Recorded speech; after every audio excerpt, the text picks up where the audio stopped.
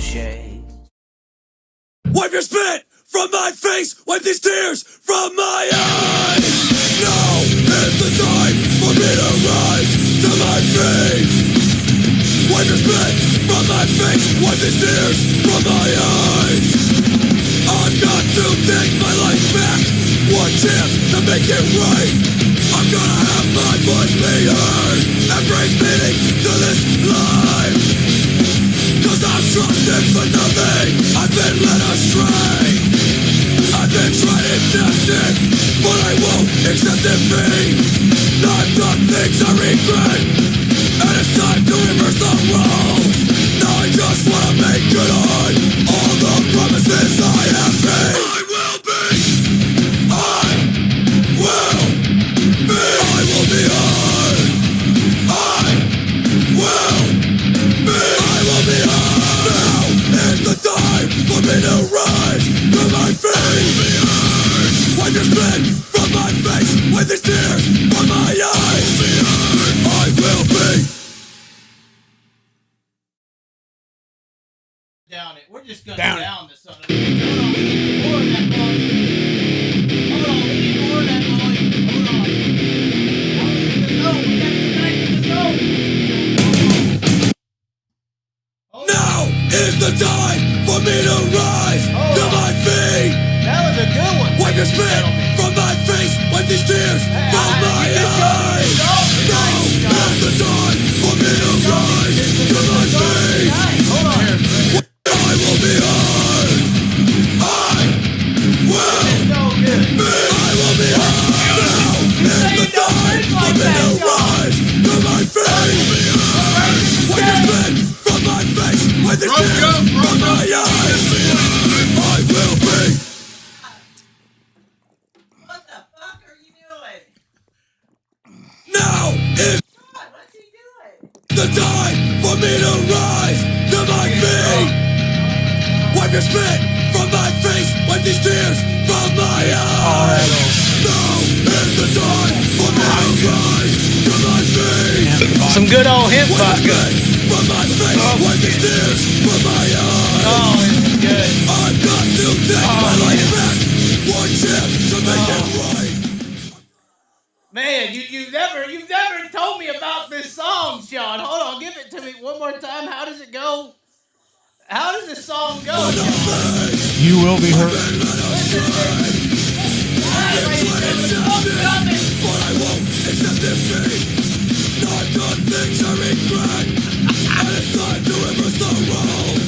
Now I just wanna make good on all the promises I have made. I will be. I will be. I will be heard. I will be. I will be heard. That is Now is the time for me to rise. Hold on. All right. Wipe your spit Oh, God. from my face. Wipe this Why didn't you stop me, Sean? Why didn't y'all stop me, Sean?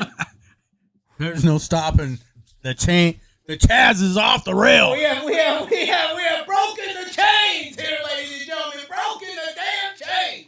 We are free at last. Thank God Almighty, we're free at last. You know what? Tell these damn white people can keep the race car trash. You know what I'm saying? You know what I'm fucking saying? I'll break the chain twice, bitch! You're off the rails, bud. I ain't off the damn rails. I'm just here having some fun, making some jokes, and these damn white people can't handle it, Sean. It's just some jokes. It's just some jokes. Oh, yeah, by the way, we got a sponsor here tonight. And if Buddy Cofoy wants to know what he would look like if he would go to Deptford and sign up today, here's a good preview for you. How's it look like? I'm Buddy Cofoy with That's Rich. Fucking, it's just a fucking joke, guys.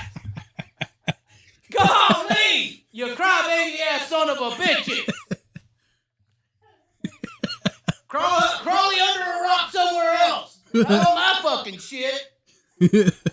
Unbelievable. Or on my name. How about that? Or on my name. That's all right. That's all right. We'll add up who's more valuable here sooner or later. And then we can judge then. Oh.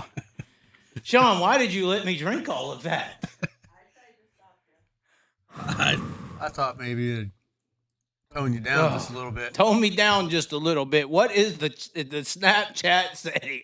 There is a giant spider. By the way, ladies and gentlemen, that represents the truth of politics in the world. Anybody seen that or hold on, let's rewind here. Oh, we're fucked up. We need some monster in our lives. The monster's out tonight. Happy Halloween, you white son of a bitches. We know there ain't no oh God, what the fuck, man? This vodka's got me, Sean. I ain't gonna make no racial comments toward the Anglo-Saxon community. But anyways, if you remember a South Park episode, there's a South Park episode about the Catholic Church, okay? The Catholic Church. And in that episode, it exposes the mysticism behind the Catholic Church. That there's a giant spider that tells them what to do, basically. Trump went and met the Pope, 2016. Just saying.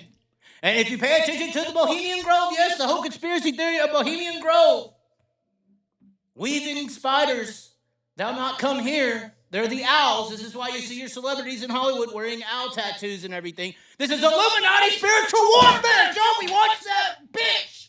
She's not a bitch. She's actually very intelligent. Oh, last night. The girl last night. She knew everything I'm talking about, Sean. She knew everything I'm talking about. Oh, yeah. She knew about good. the spiritual war that is happening. She's good. We started talking about multidimensional beings, did we not? I brought the subject up with this person, 100,000. She may be on the podcast. I ain't worried about these white people no more going around in circles. I'm tired of trying to talk about which rich, privileged kid's better than the other. They're all fucking privileged. Tired of that shit. I'm going to start talking about some other shit.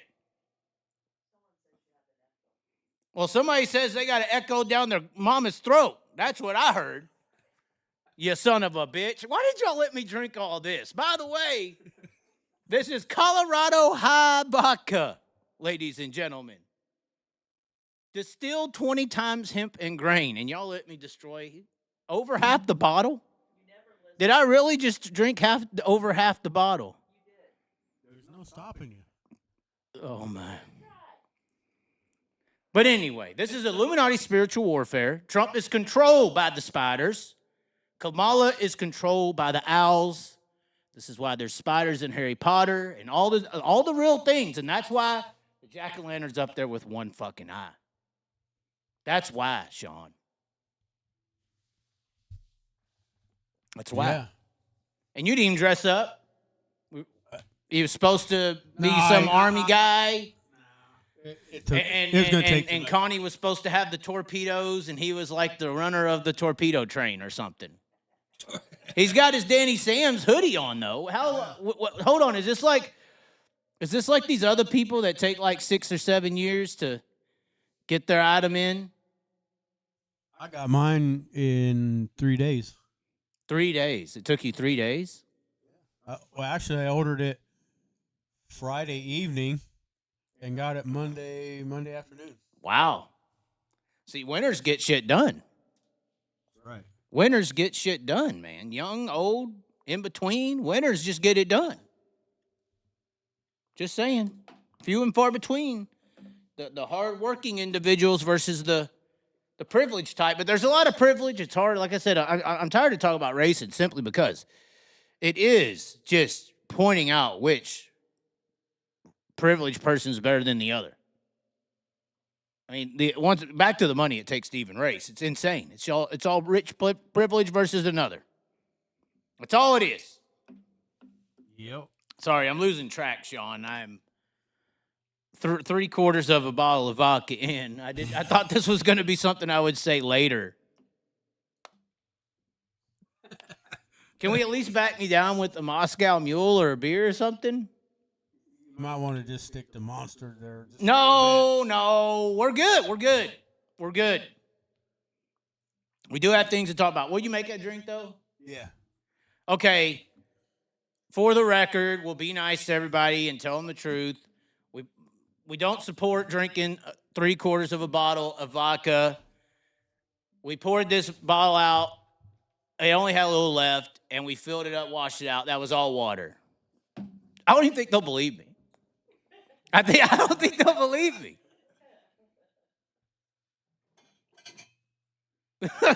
Sorry, the replay on my screen was of the Buddy Kofoid glasses. That was so good. Oh, we just sit here and talk shit and have fun.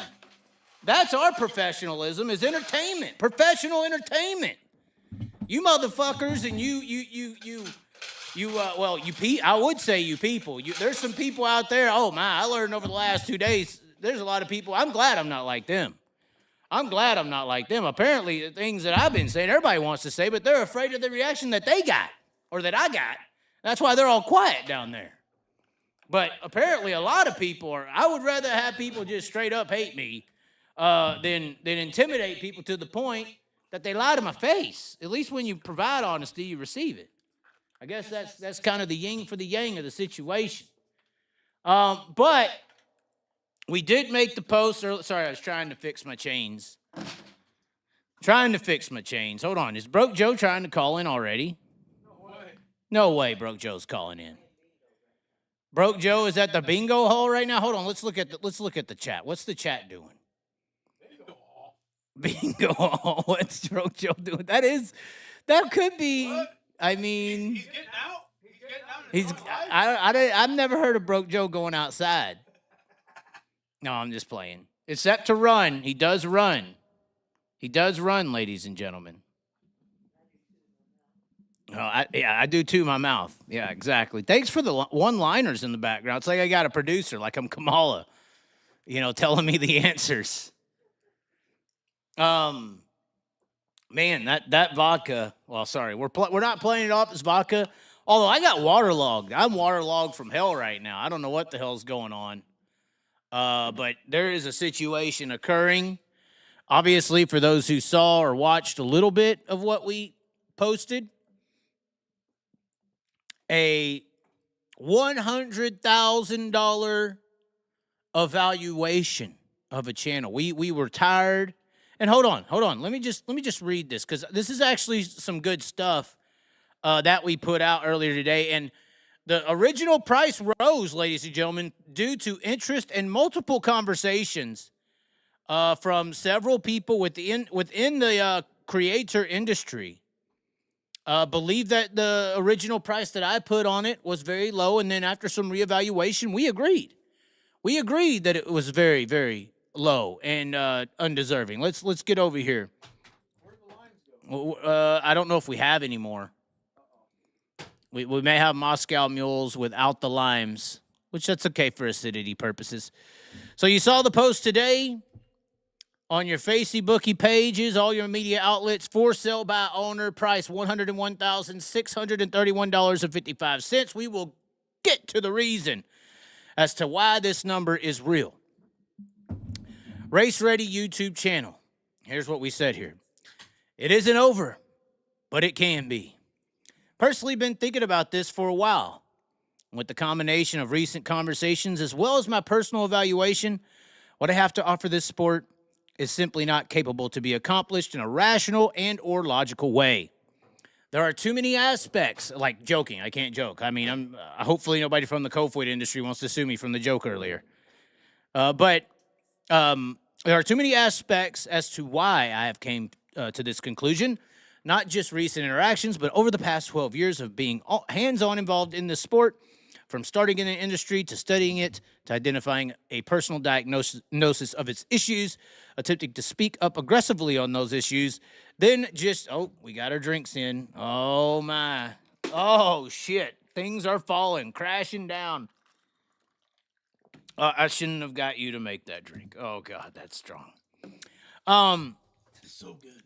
Attempting to speak up aggressively on those issues, then just trying to accept those issues and casually talk about it, the sport that is.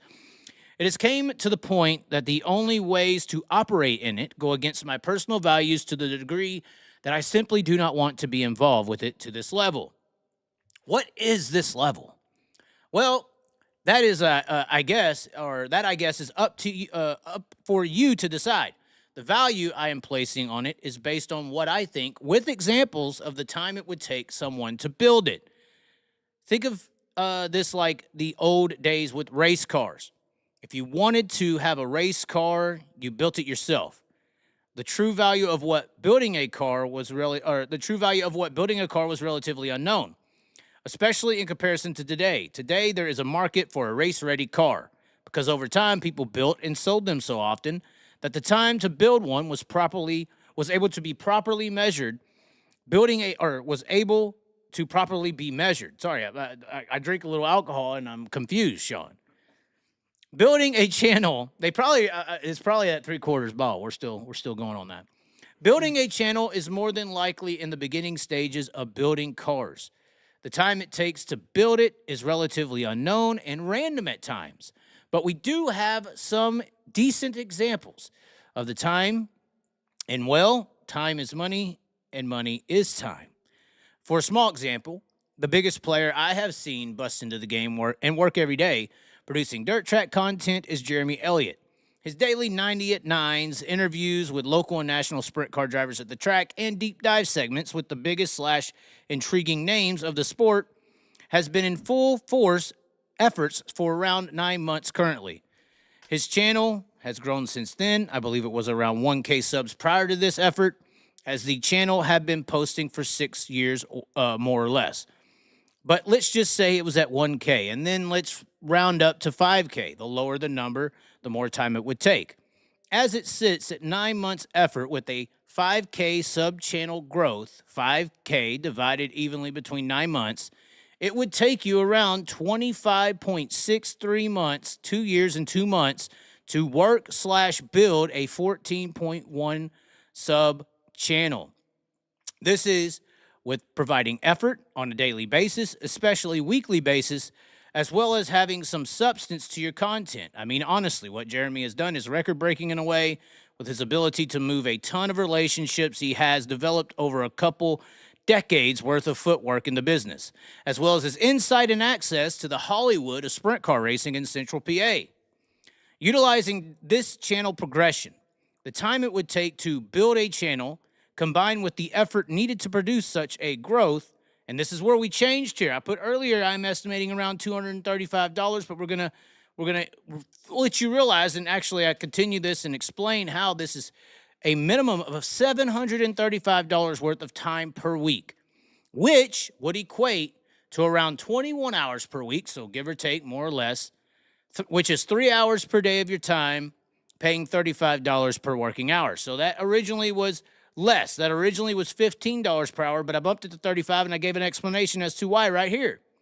Due to the skills and ability you would either have to learn or go to school for to conduct this form of work. $35 an hour is a fair wage when gauging the subcontract value of video editing, marketing, graphic engineering, etc. Like right now, Sean, you know this now that you've actually seen what happens. Everybody thinks that what I'm doing right now is just I click the button and we're live. Yeah, there's more. It takes more. Like, they don't know how's this graphic up here at the top of the screen moving around? You're moving. Oh, no, I'm not. I'm not touching it. It moves on its own. It's a video file on its own. Oh, okay. And for that graphic to even be made, like how I just went across. Right. Yeah. Somebody had to make the graphic. Somebody had to know how to operate 3 different programs to make that graphic work across the screen right now. Right. Somebody had to know how to produce this video right now, to put this camera over here, to screen share this actual feed, to move these things around, to actually make these things happen, to set the back ends up, to share the channel around. All these things you have to know how to operate at least 3 programs. Right, and people go to college for this. Yeah, they go and learn, or you learn how to do it like I have over, Right. 15, 20 years of experience. Right. And I'm here, there's things that I can open up my programs and do in 2 minutes that it could take. As I said, it's just like if you operated heavy equipment or some kind of specialized machinery. If I just walked in there and sat down and you said, all right, do it. Yeah. I mean, it'd be like if I had you come over here and reset everything and said, all right, Sean, create everything, do it. You'd be fucked. I wouldn't know what to do. Right. So these are skills. These are abilities. You pay other people to do things you don't know how to do. Exactly. People aren't fixing their engines and buying cars or everything you do or pay for is for something that you don't know or have the capabilities of knowing how to do. Everybody changes their oil, but people still go and get their oil changed because a lot of people don't. That's just a basic skill. When you get into these degrees of knowledge, you're paying for it. So $35 an hour. You'd be surprised how many people don't know how to change their oil. I know it is pretty sad. It is pretty sad. But subcontract value, I mean, 35 is low. A lot of the jobs I do when I subcontract my jobs, they're $50 to $75 an hour. I do a commercial, they're $300. A video commercial, it's $300. You want my voice for an hour's time? That's $150. You know, I mean, these are real things that you have to equate into what it takes to actually do these things, to actually build these channels, to actually make these things happen. This is outside the website work and all this other shit. You know, I mean, that's $2,000, $3,000, $4,000 in a couple of days' time. Why are people paying me to do that? Because it's something they don't know how to do. It's that simple. Now, I continued here, and I said, now, to be honest, that $735 worth of time per week, which is 21 hours times 35. 35 an hour is and I continue here. Now, to be honest, this is a low number, simply because the growth could be abnormally high due to Jeremy's pedigree, as well as the unknown amount of time put forth. This is simply a general estimate of what these things could potentially be costing you in either time and or money. For example, a person of normal background and a lack of content performance would have to work more than 21 hours a week and potentially not turn in the same performance. Thus, the time to build the same would take twice as long. This is just where I think the skill and ability to build a car comes into play. It is very similar to, in that aspect where, yeah, you don't have to buy a race car. You can build it yourself. But what will the cost and time be for you to do that? How fast will it go? Do you want to waste years trying to keep up with the pack, or simply get into something that is race ready? Additionally, and this is true, this was added on, but because of a response, we're going to get to the response here after this post was made. We are throwing in $10K per year in operational, equipment, and travel expenses to conduct said product. Now, this is for your programs. This is for cameras. This is for microphones. Name it all that you have to use, travel and equipment, operationals. There's a ton of things to do with that. Regardless, I do not plan on packaging this with my Facebook, TikTok, Instagram, or any other socials. Upon a proper deal being put together, I am not selling just to a random foe. The channel will be wiped clean of all content, as well as rebranded to the next desired owner's brand name prior to the transfer of the branded account. Yes, this channel does have monetizations, but it's basically like a race car. It only makes money based on how well you perform. The channel does not make a dollar bill. I think people need to know this. If you just buy it and leave it in the garage, I honestly don't know what this thing will sell. So I plan on continuing to post and make content myself in the time frame, but similar to the car on the track with a for sale sign on the wing or sell panel. That is officially what this is now. Will I buy and build another one? I don't know. The issues I have with the sport have to do with me and my values. And for those values, I just see this as the only true to myself option remaining outside of opening the show like this tonight, Sean. I may have to keep it. I mean, that was damn good. We need to do that more often. We need to do that more often. You know, fuck them. Right, Sean? Yeah. Hold on. In the honor of the duck, finger him right in the pussy. Right? A finger in the pussy? Isn't that what Trump said? Yeah, I thought that's what he said. I thought y'all loved him because of this. I was just trying to fit in with all y'all. So, if you do the math, $735 per week is, I believe it's $81,631.55 over 25.63 months. And then the $10K per year and all the expenses you would have to use to build this. And this is the reality. So everything is valued. This is true, Sean. Everything is valued most of the time based on how long it takes to build what you want. Because time is money. Well, I think a lot of people think and it's easy. It's far from easy. I don't know what you do, but I know you spend a lot of time. On that computer doing work. Whether it's for yourself or somebody else. You do spend a lot of hours. Right. On that computer. Well, and I'm using Jeremy Elliott as an example. That's a big name. Yeah. Pedigree. I mean, I think, honestly, if you're a normal person, you're going to spend twice the amount of time. You're going to spend twice the amount of time as Jeremy did to do what he's done. But this is an interesting aspect. We had some commenters here. Some commenters get really good. Back to the rich kid deal. I was having a conversation with one of the biggest people in the late model racing industry when he saw this. We talked about my issues and what's going on, and he says he's going to make it right. I don't know what that means. He has big pull. I don't know if he has full pull down there, but he has big pull. And he started talking to me about money and rent-a-rides and stuff, how it's coming into late model racing, and he's worried about it and what's going to happen. And I'm like, y'all are safe in late model racing. Y'all haven't been glorifying 14 and 16-year-olds in your car since the 90s. We've been glorifying Jeff Gordon's. They ain't been, when's the last 14-year-old praised in late model racing? It keeps the money out. Right. So their fan base is okay, but he sees it coming. And in a response to that, I said, late models just hit the iceberg and are trying to figure out what to do. Sprint cars are watching Jack sink to the fucking bottom. I'm referencing Titanic there, because they just hit the iceberg. They think something's going wrong when we're fucking like 30 years down the bracket and we're finally letting go. And that's probably what this post is all about. I'm finally letting go on these motherfuckers. Because I'm finally seeing what they are. And I'm seeing that there's no hope for it. Some of the stuff I'm seeing here now, we could talk about the CJB situation. We could talk about a lot of situations where it's like, it's just over, guys. It's just over.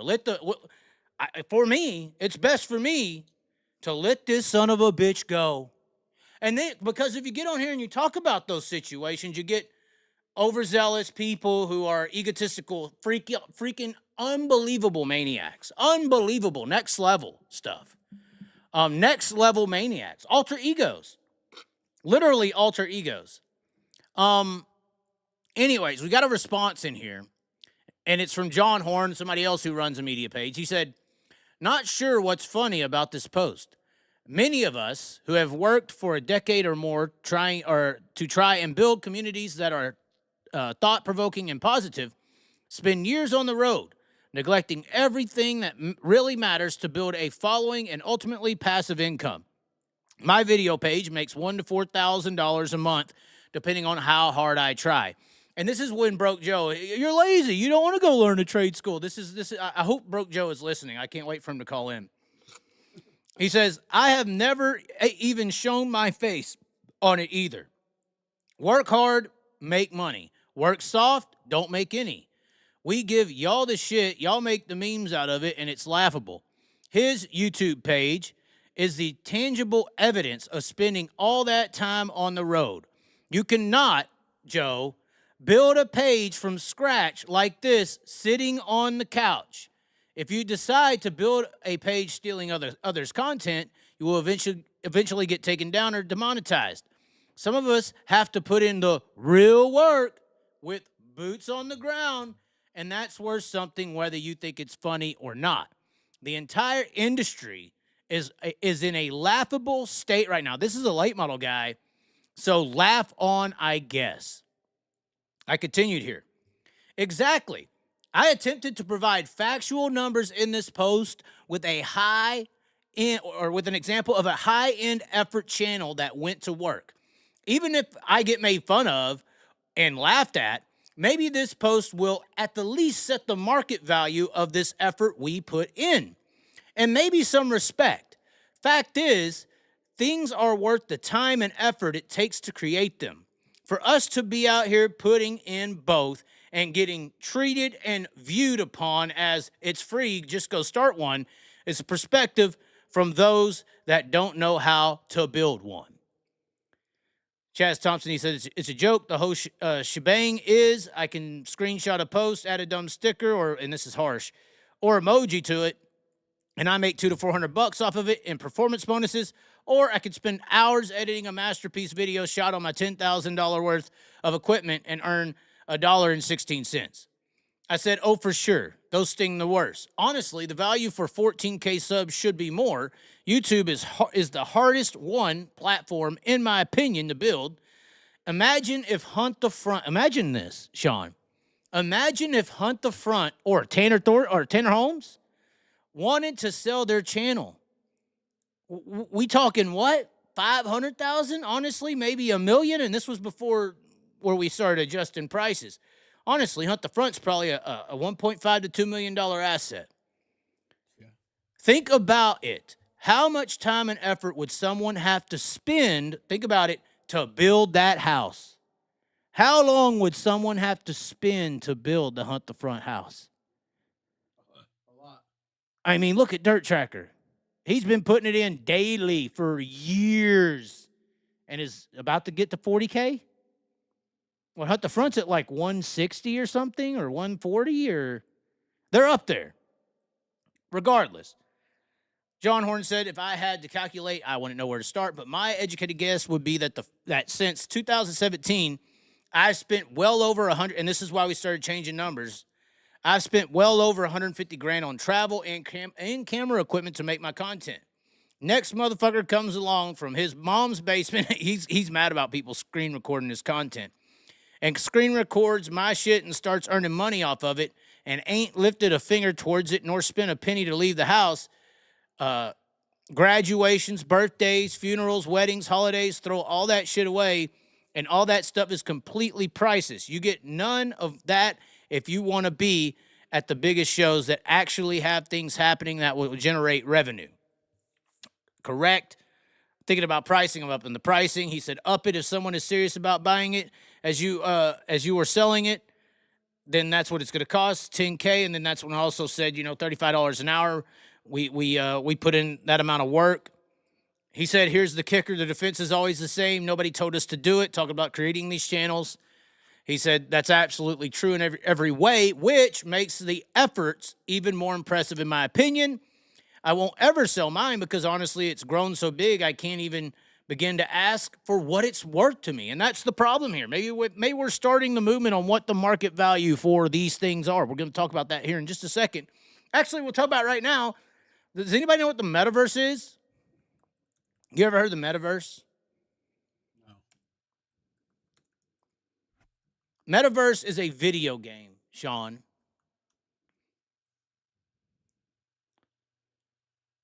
Video game? Yeah, it's a video game. In 2023, or in 2022, Metaverse sold $500 million worth of video game real estate, Sean. In the Metaverse, this video game reality world. There's yachts and all kinds of shit. Really? Look, Metaverse real estate sales top $500 million and are projected to double this year. This was in 2022, Sean. In a video game. $500 million for a fake game real estate. We're talking about real shit with real people and really actually doing things here, guys. So y'all are just lost as far as what things are actually valued and worth. And those things, those real estate items in the metaverse cost money because people have to go into the metaverse, earn money in the metaverse, spend time to then buy it in the game. And so instead of people just, people who have money, they buy this metaverse money and buy the real estate and the effort that it took to build that it took to make that happen. And it's just a game? And it's just a fucking game. $500 million, that was 2022. I'm assuming it's up to, can we, 2024? I don't even know. 23? 1.69 billion in 2023. This is a video game real estate, a virtual world real estate world. You want to talk about real estate, and they're doing this. We're just simply talking about YouTube channels that take twice as much effort. I'm in the wrong profession. I mean, I'm just saying, guys. Anyways, that's what they want to do. That's what they want to choose to do. That's their money. Yeah. But then we're talking about effort and what it takes and what's that value. Sponsor, he goes on. He's ranting here a little bit, and I said I went ahead and bumped the price to $35 an hour, and that's how he went from one scale to another scale. Now, Doug Rollo came in here, somebody who made a video a couple months back, a promoter in his own right, and he came in here, and this is a very interesting, enlightening conversation. He said, read your entire post, Chaz. Follow your heart, sir. For me, I don't give a crap about my site. I create content, slap it on my site, and call it good. I don't market or promote my site much at all. Everything I do is not for money, but merely for the love of the sport. I keep my sanity and my budget in check. Ratings, viewers, and subscribers mean nothing to me. I offer up what I present and let it go from there. My approach may not be for everyone, but for me, this is a hobby, nothing more. Despite all this, my impact is nothing but a small addiction to the sport, nothing more, nothing less. John Horn comes in here and responds to this. That's a valid observation. However, once you cross the threshold from hobby into full-time occupation, it changes entirely. This is what I think I've talked about this, love and racing, and then when you start a job in something that you love, what is life versus what is a job, and it is a very interesting cross point. You cannot do anything part-time and get full-time results. Just ain't how the math works out. Racing requires so much travel and time away from home, and anymore it's so damn expensive to even to just travel. And this is where I'm getting to the base point of my issue here. And it's talking about love of the sport and all this stuff, and this is my response to that. Doug Rollo, there comes a point when no matter how much you love something, that you must face the facts when it becomes a toxic relationship. With how things have gone, went, and are going, I am sliding it into that category, toxic relationship. I've said it before and I'll say it again, and this stays true to anybody who attempts it. If you stay in the audience and your perspective is only based on what you see on stage, this is a great sport worth loving forever. That's how we all fall in love with it. But the moment you go and dig deep backstage and learn how that product on stage is put together, the sport is horrific in many, many ways, and some of the characters that are glorified on that stage are just as bad. It isn't great or personally worth it to me to attempt rectifying any longer. This is in addition to the valid points that John Horn is making. Rollo follows up. I know exactly what you're speaking about. As you know, I have a history of not mincing my words with anybody. I know a lot about motorsport politics, particularly in NASCAR. Dirt racing has its own problems. I've been smack dab in the middle of many conversations and headlines in my career. To quote myself from a video message I shared with you in support of what you do, I said, and he did this while he's going through cancer, and he just pointed me out one day in one of his videos. He said, when you put yourself on stage, you will quickly find yourself in the crosshairs of those who have bad intentions. I took the wrath from those with bad intentions for many years, so I understand your position very well. I left it on the table in 2015 for someone else to pick up where I left off. Being a journalist, a safety advocate, a sponsor, and wearing hats all guarantees you will have critics.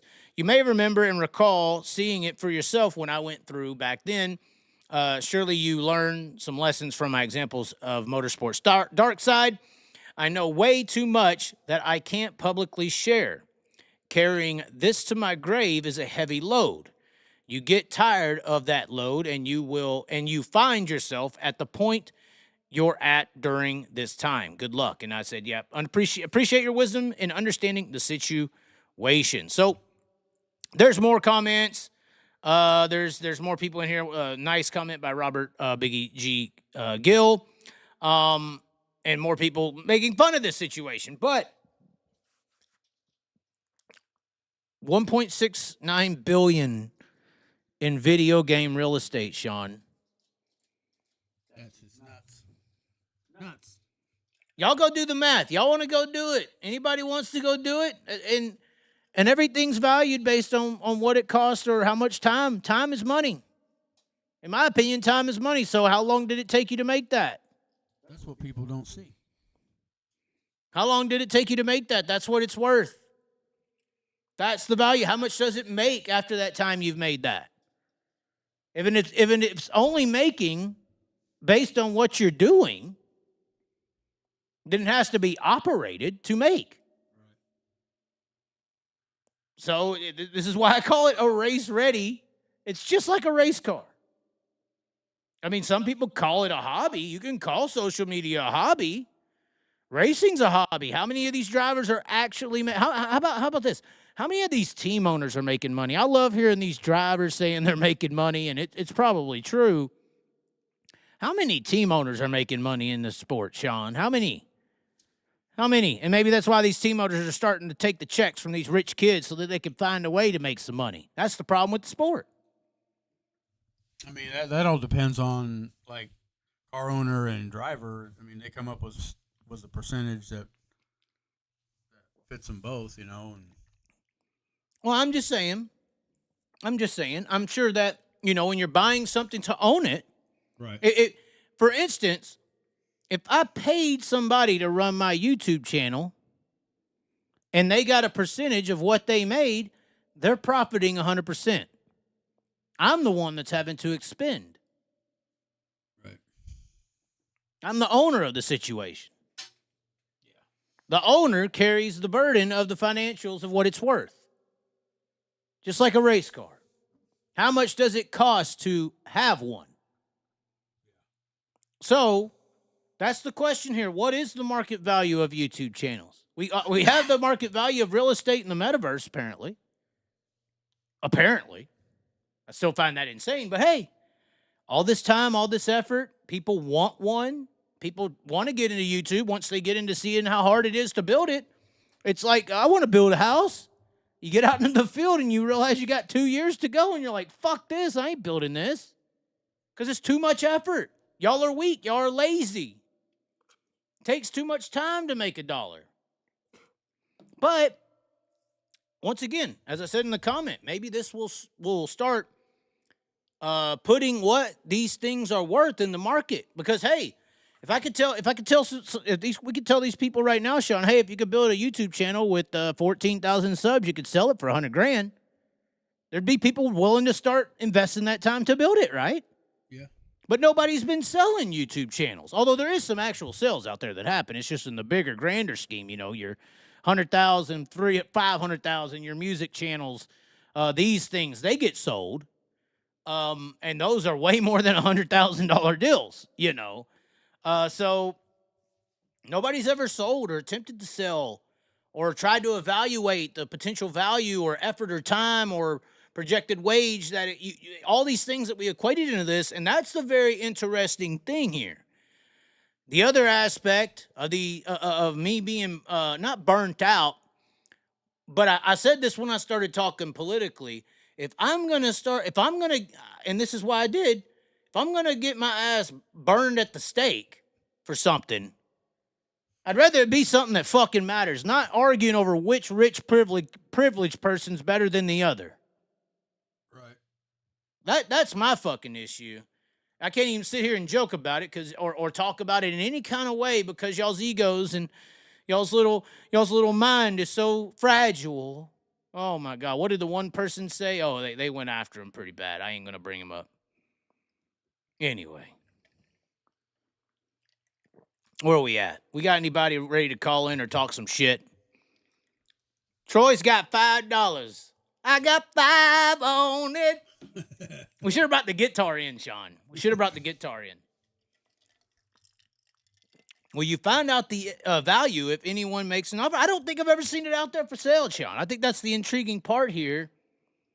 It's trying now to evaluate what it is worth, what it is. I mean, I've added up numbers that you can't falsify. These are real numbers, Sean. Even on the bottom end, guys, I put 21 hours a week. Even on the bottom end, at where I started $15 an hour, which is bullshit lies. Bullshit lies. There's no way you could do $15 an hour. it was like 30,000. I mean, you bump it to 25, it's even more. If you bump the hours more than 20 hours a week, which is 3 hours a day, you're spending more than this. This is at 21 hours of effort a week. That's part-time. Most people are having to full-time it to keep up with Jeremy. Come on now.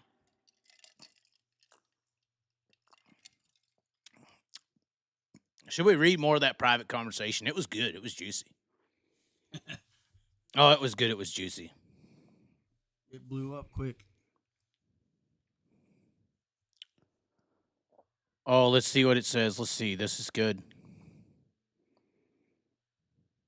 Oh, he's just frustrated. Where did he say it?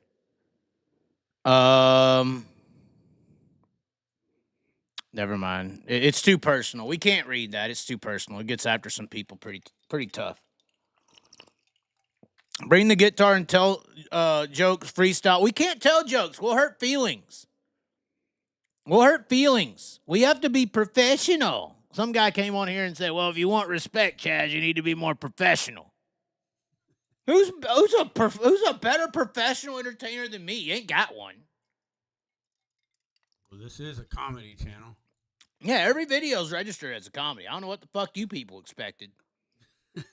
It seems like you people expected for every single person in the surrounding area near you to bring a fucking red carpet out, lay down on the ground, roll the red carpet over them so that you can walk on that red carpet all over them as well.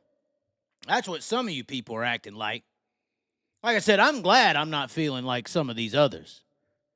Oh, man. Sean, I think they're jealous. Sean, wouldn't you hate it if somebody said, like, if hundreds of people said they liked you, but the only reason they didn't say anything is because they're afraid to?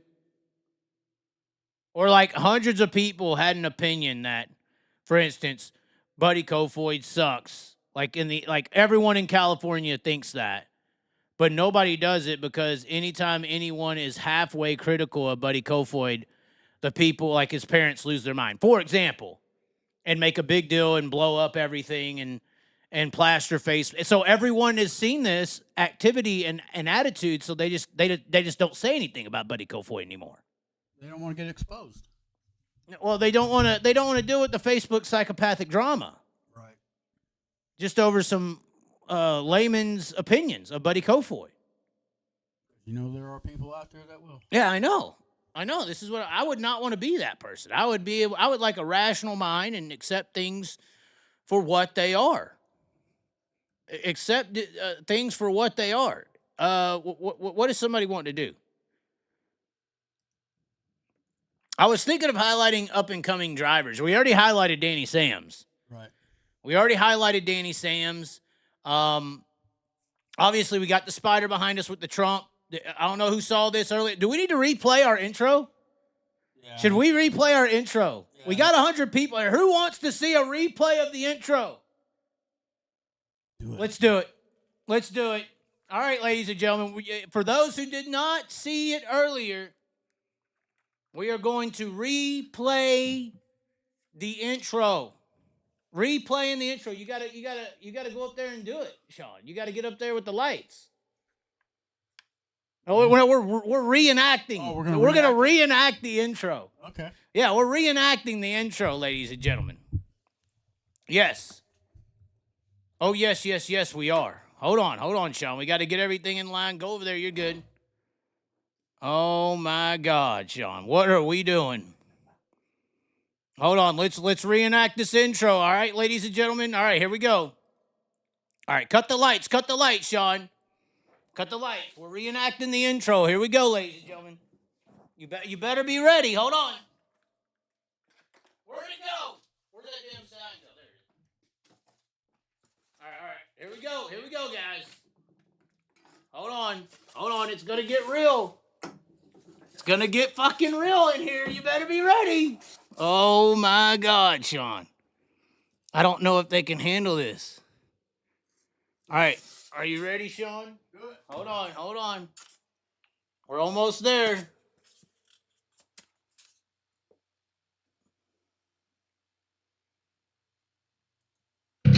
Wipe your spit from my face, wipe these tears from my eyes. Now is the time for me to rise to my feet.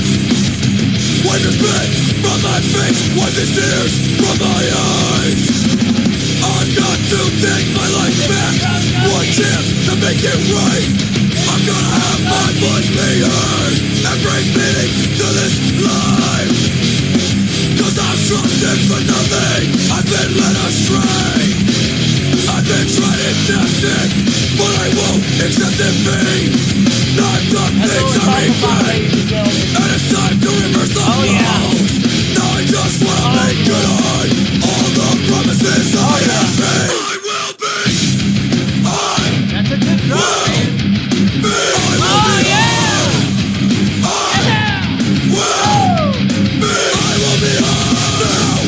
The time for me to rise to my feet. Wipe your spit from my face, wipe these tears from my eyes. I will be. Get nothing like that on Dirt Vision. That's what I'm talking about. Fuck yeah. Who, oh my God. That's a good little song there, Sean. Yeah. Where's my super chats for that? Bastard. Awesome. Oh. What's our reactions looking like to that intro? We had that at the beginning of the show, ladies and gentlemen. I thought it was good. I thought it was good here. That was good. Next Gen knows what you're talking about. Oh yeah, he does? You sure about this? What's the name of that song? I Will Be Heard by, what is the name? I never heard about it tonight. Or Hate Breed. Hate Breed. I never heard about it until tonight. A good one. We'll have to fire up the cigars, Sean. Where's Connie's vapes at? I'm going to steal them.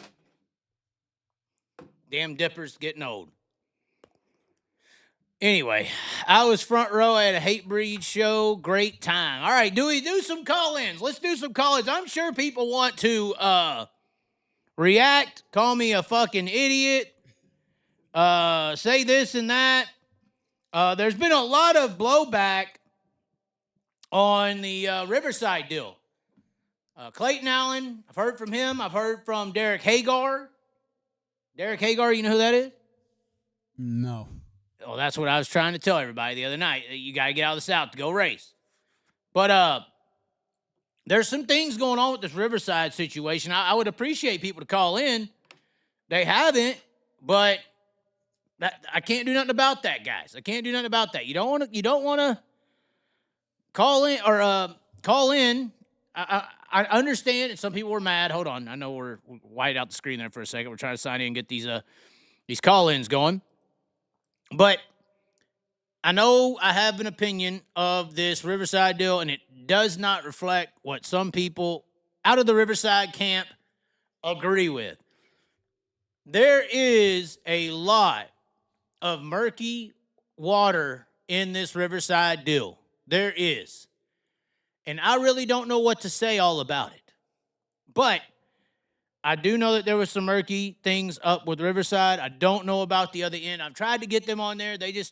I've basically been told there was a lot of things by the other side, the World of Outlaws, to detour that show from happening outside of the list of things. But I would love for them to come in and elaborate on what those things are. Dirty Larsenite, what's up? We got the Larsenite shirt on. You can pick one up. LongLiveTheChaz.com. Also, Deathridge Opticians. Deathridge Opticians. Check them out. Link in the description. A Prime commercial as well. We got to do a Prime commercial. This channel needs a mental health check and maybe an alcohol program by Catherine is out, ladies and gentlemen. I thought it was supposed to be Karen's, not Catherine's, that ruin everything.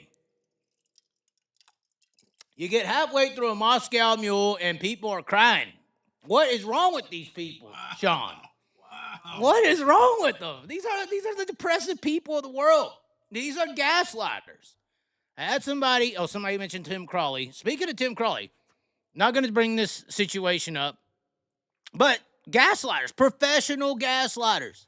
When they don't see something or like something, they can't just walk away and mind the business, Sean. They can't just let us sit here and say what we think on our own YouTube channel. We can't say that. It's a crime.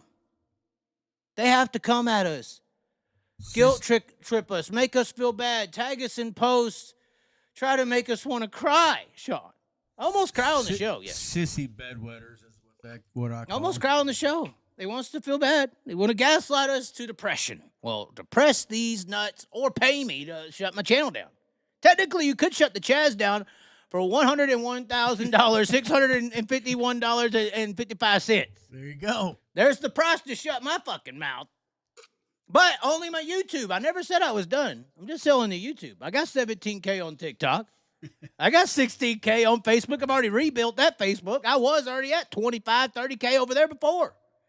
I'll start another motherfucking channel. But hey, I can build 14,000 subs. You have to buy one. It's just like if I build me a race car and I'm winning races in it, Sean. Yeah. You want my car that wins? Okay, do that. Well, I'll just go build another one and beat you on the race. See you in a couple months. Yeah. How good can you perform? Extra curly, Chaz? I just comb my hair back, don't I, Sean? Like, this is just my natural hair. It just curls up like this. Do I have a curling iron? No. No. I just comb my hair down after a shower, and this is what happens. Although I will say, Crazy. it is porn credible. It is porn credible. That's a new shirt. I'm coming out with that shirt. Porn credible. That's a word. That should be a fucking word, guys. Porn credible. No perm, no nothing. I just comb it back, and then I put a hat on. I don't want to show you why I put a hat on. Oh, my. Hey, it's not that bad today. But, yeah, it curls up on the top, too. Look at it. The mullet all the way back there. Look at that. Look at that. Shining and glistening gold, buddy. Shining and glistening gold. All right, we're going to shut down some pages because it looks like things are starting to lag here. And I don't want our stream to go because we're about to do live calls, ladies and gentlemen. We are about to do live calls. We're waiting for our first super chat to do our live calls. I think we should demand a super chat before we do a live call, Sean. I just want a super chat before we do live calls. Just kidding. 423-616-7673. We are live on the Chaz. Oh, this could be bad. Trump is in the room with the spider. The spider's tingling, Sean. What did we call this spider? What did we call the spider? And the jack-o'-lantern back there. The jack-o'-lantern. Oh, God. We already got one. It's not ringing. Hello? Hello?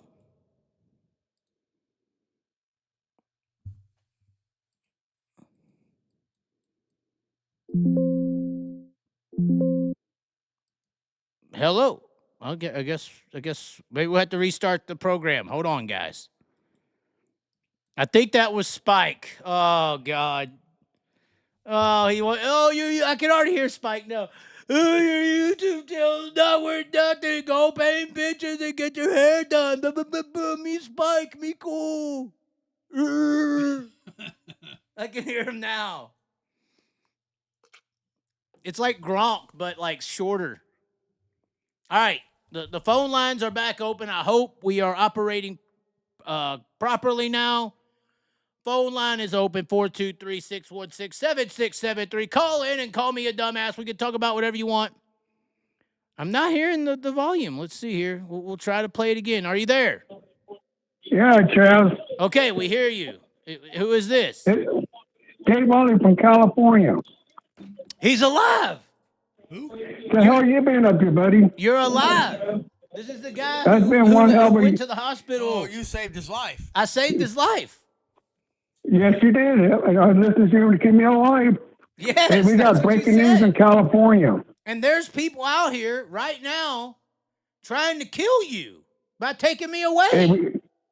Hey, you heard what's going on in California? Oh, no, you're going to tell me.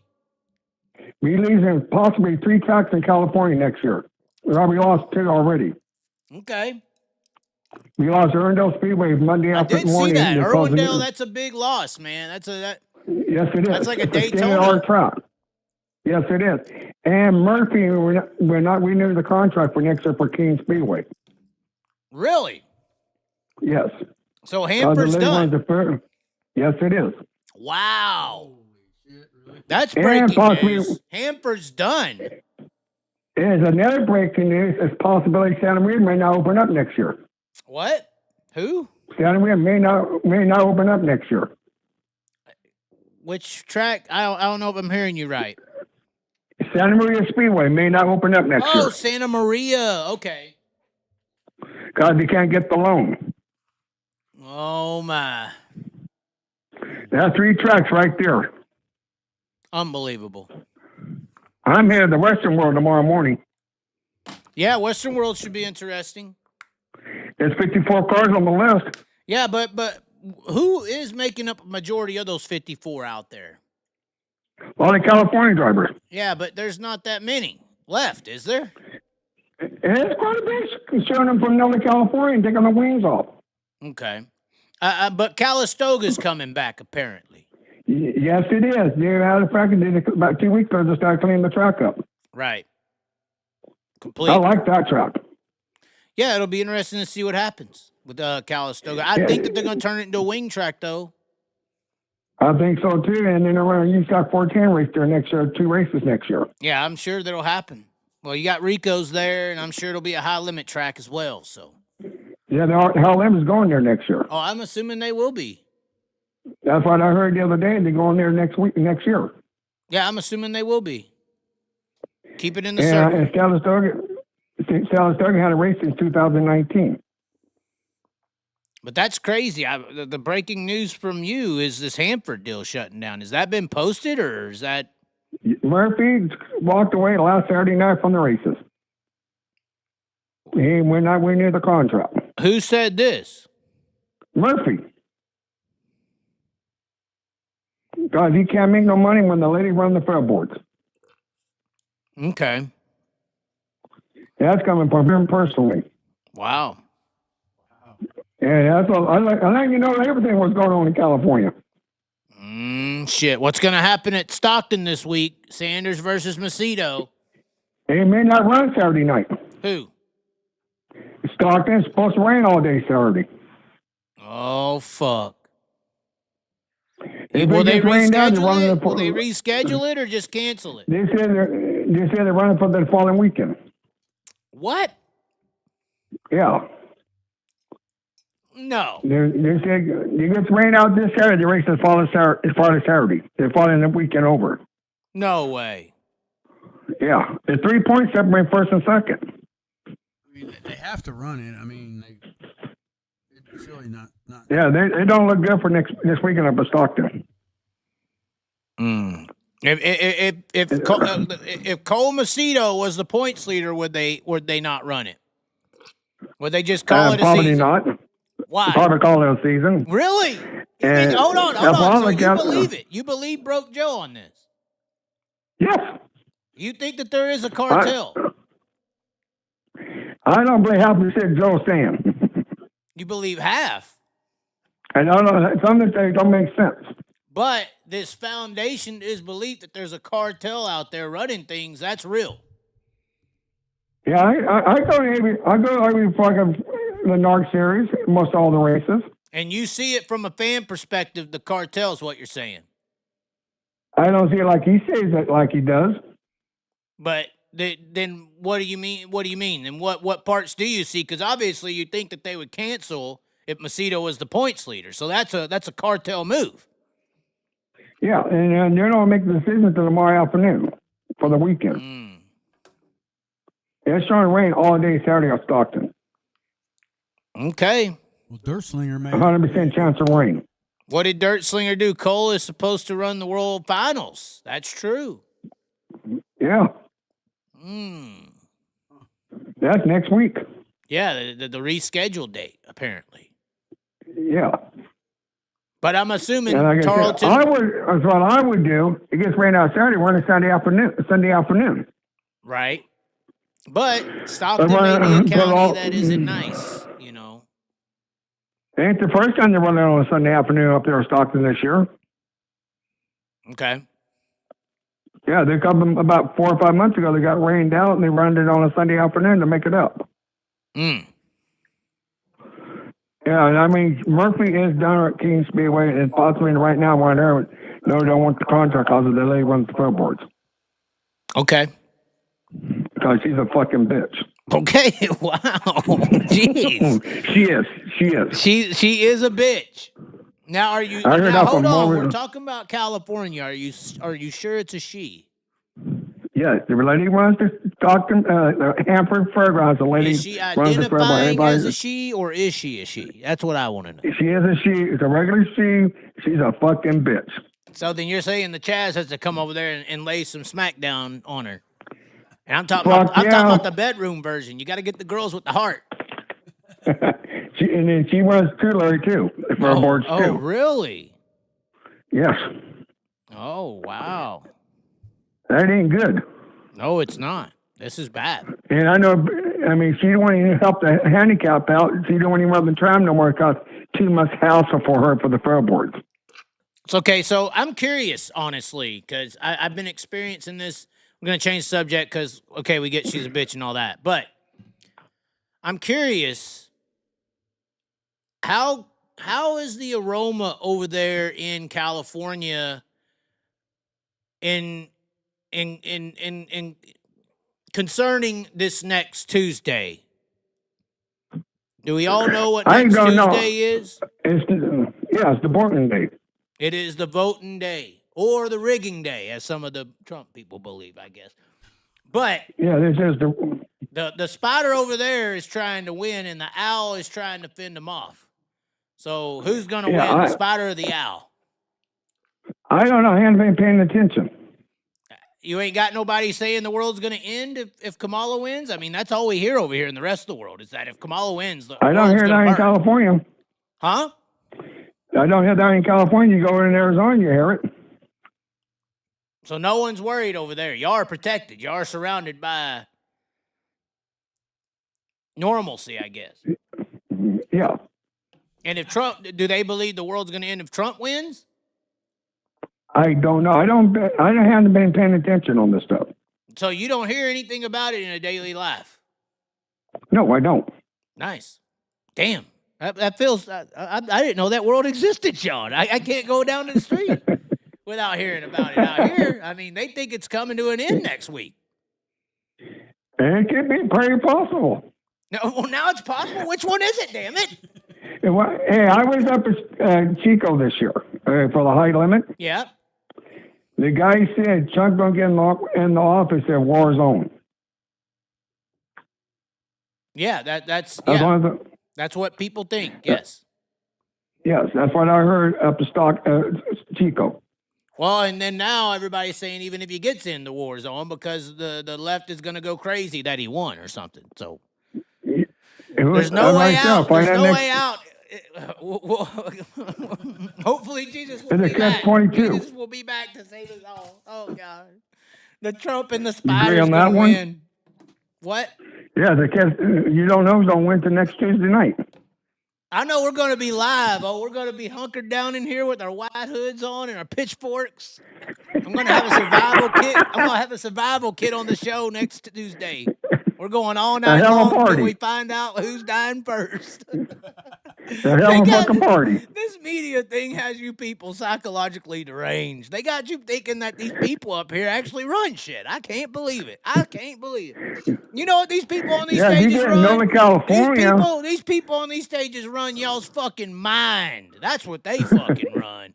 You get around Stockton. From Tulare forward, you always see Trump signs. I know. Well, people always make fun of me when I talk about California, and it's like one of the most right-leaning states I've ever seen in my life. You drive 30 minutes outside of L.A., and it's fuck Joe Biden signs on the highway. I mean, for 4 hours straight. I mean, they hate the You get further up north, you get further in the north, worse it gets. Yeah, that's true. That's true. But then you get into Oregon, and the babies are hatched again, you know? I mean, what happens? From Tulare forward, all you see Trump signs. Yeah. Yeah. And then you got to go from Portland to Seattle to find somebody, that isn't blood red. I mean, it's crazy over there. Yeah, California's different than any state you ever seen. I still don't know how y'all open y'all's voting booth And then, dude, it's opened and closed and it's blue. I still don't get that shit because it's so red over there. It's unbelievable. Like I said, if I don't pay attention to the stuff, and like I said, I just go day by day. Okay. Anything else you want to talk about before we let you go? I just let you know what's going on in California on the racetracks. Okay. And I'm going to tell you something about Erndale. A lot of people don't know about Erndale. Underneath the track is a landfill. Okay. Or tires. You know, but warehouse, everything's on a sink. That's what happened to Ascot Park. There's a landfill on Ascot Park. They built everything on the track, still a sinking. They have big buildings and stuff. Wow. Yeah, Erndale's all tires. Wow. You didn't know that one, probably. I did not. Yeah, I know a lot goes on in California. I heard about 4 months ago Erndale's possibly closing this year. Permanently. And then it did. Yeah. And I found the race that night at Erndale. Right. And figure 8 races that night. Okay. Well, thanks for calling in. Means a lot. We're glad to know you're still alive. Broke Joe was talking about you. They didn't know. Nobody had known if you were alive or not. We thought you might have died. I've got a lot of shit going on. Okay. Yeah, I'm trying to race Erndale the last race in the figure 8s. Okay. I'm going to take it out of the bank. I'm going to hit someone in the intersection. Okay. Go ahead and say I'm crazy. That's December 21st or? Yeah. Okay.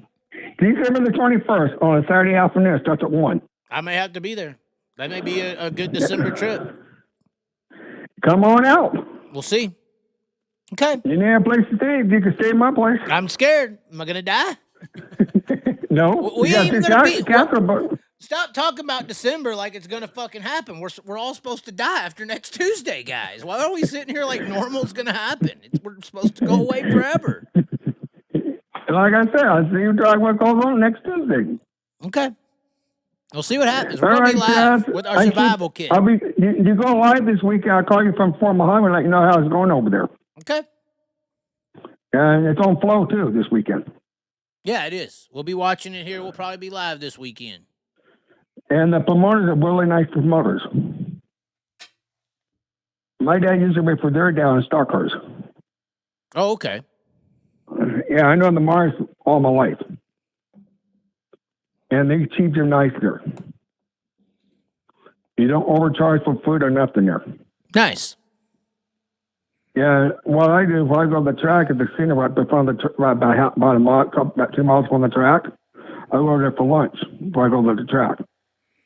Okay. For $20 for 2 people for lunch, that ain't bad. No, it ain't. But all right, we're gonna get to the next caller, man. Thanks for calling in. I keep you informed what's going on in California. You keep doing that for us. All right, talk to you, Chaz. Thank you for calling. Bye-bye. He's alive. Wow. He's alive, guys. That's the guy who said that he went to the hospital for 4 or 5 months, and that was the only thing that kept him alive. And there's people out there who would rather this guy die, including me. For $101,000, you could kill this guy. Numbers on the screen, ladies and gentlemen. Let's hear your calls. What do you think? What's going on in the racing world? Short track nationals rained out this week. Why when everything happens, Sean, like negative, if somebody gets negative with me, either their track floods out on my birthday. Remember that, Sean? No? Sean's distracted. They missed a field goal. I guess he had money on it. The last person who had a issue with me and they promoted a track, it literally got flooded out on their biggest weekend. Remember that? We woke up. The God will rain on you when you go after the truth teller. Well, that's just a little northwest of here. We're not talking about that. They apologized at this point. God taught them a lesson. Apparently, God taught them a lesson. Well, shit. Let's see here. We are supposed to have Ricky Thornton Jr. on the show. I know I ain't told nobody this. Let me see. Maybe he's up. Let's text him. You up? Want to jump on? This will be the best episode. Yeah, it was on Chaz's show. They come here. You must be heard. I will be the intro. What's your predictions for everything at World Finals? Is it sad to me or not sad to me that we're in a late model world once again where the best late model driver is not going to win the championship in a particular series? Because Bobby Pierce isn't winning the World Outlaw Series. Because of, well, I mean, he doped his tires or, I don't know, cheated Illuminati and they punished him. I don't know what he did. But Bobby Pierce is more than likely not going to win the championship. I guess we could look up on how he could. Gravel's definitely got the championship locked up. Let's see here. Ricky Thornton Jr., of course, going to make his Sprint Car Series debut, World of Outlaw Sprint Car Series debut. Let's see what the driver points are here with the World of Outlaw Late Model Series. It's a 44-point gap. A lot would have to happen for that gap to close. You got Nick Hoffman right there at 50. I mean, it's possible, but big, wide, smooth tracks, to me, I think favor or at least provide good opportunity for Brandon Sheppard to run well. I don't think he's going to fall back. If problems happen, no, it's potential. There's potential for that to happen. Let's see here.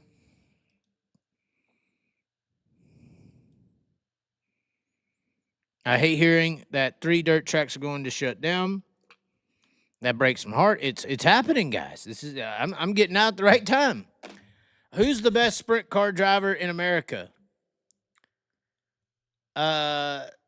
Solidified best sprint car driver is Kyle Larson.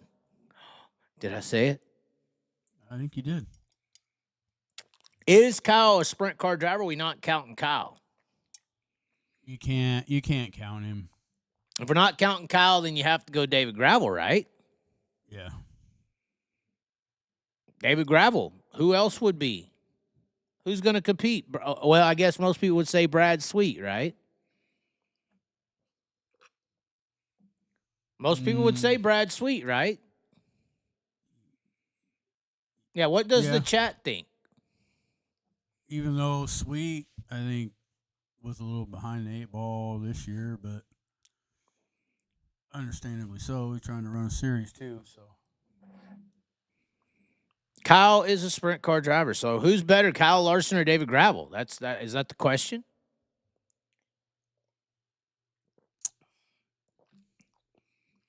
How could you say Rico? I don't know how you could say Rico. I'm sorry. Rico, what was it, 3 years ago? People were thinking Rico was on his way out of the sport. 4 years ago? Remember, he was like barely keeping up. Paul Silva fired him. Yep.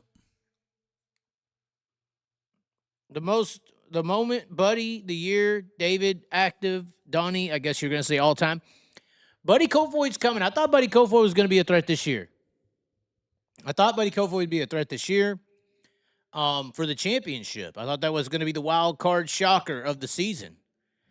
But Buddy Kofoid is a Kyle Larson without Kyle Larson opportunities, and he's full-time World of Outlaws right now. Of course, the hard rumor of David Gravel going to High Limit. We've been talking about this for 2-3 months almost. It's breaking news or breaking thoughts for everyone else. We've been talking about for 2-3 months. Because we don't have any loyalty, Sean. Our people tell us, and we just fucking say what we think. But no, we just have hunches. We've only had a hunch for 2 or 3 months. Now it's coming out. Gravel can kick rocks. He needs World of Outlaws to send him tow trucks to win. Wow. Good thing you don't have a YouTube channel. You would be done, you dirty fucking Larsonite. Spoken like a true Larsonite, though, for sure. The one guy who could be better than your guy is this big piece of shit, huh?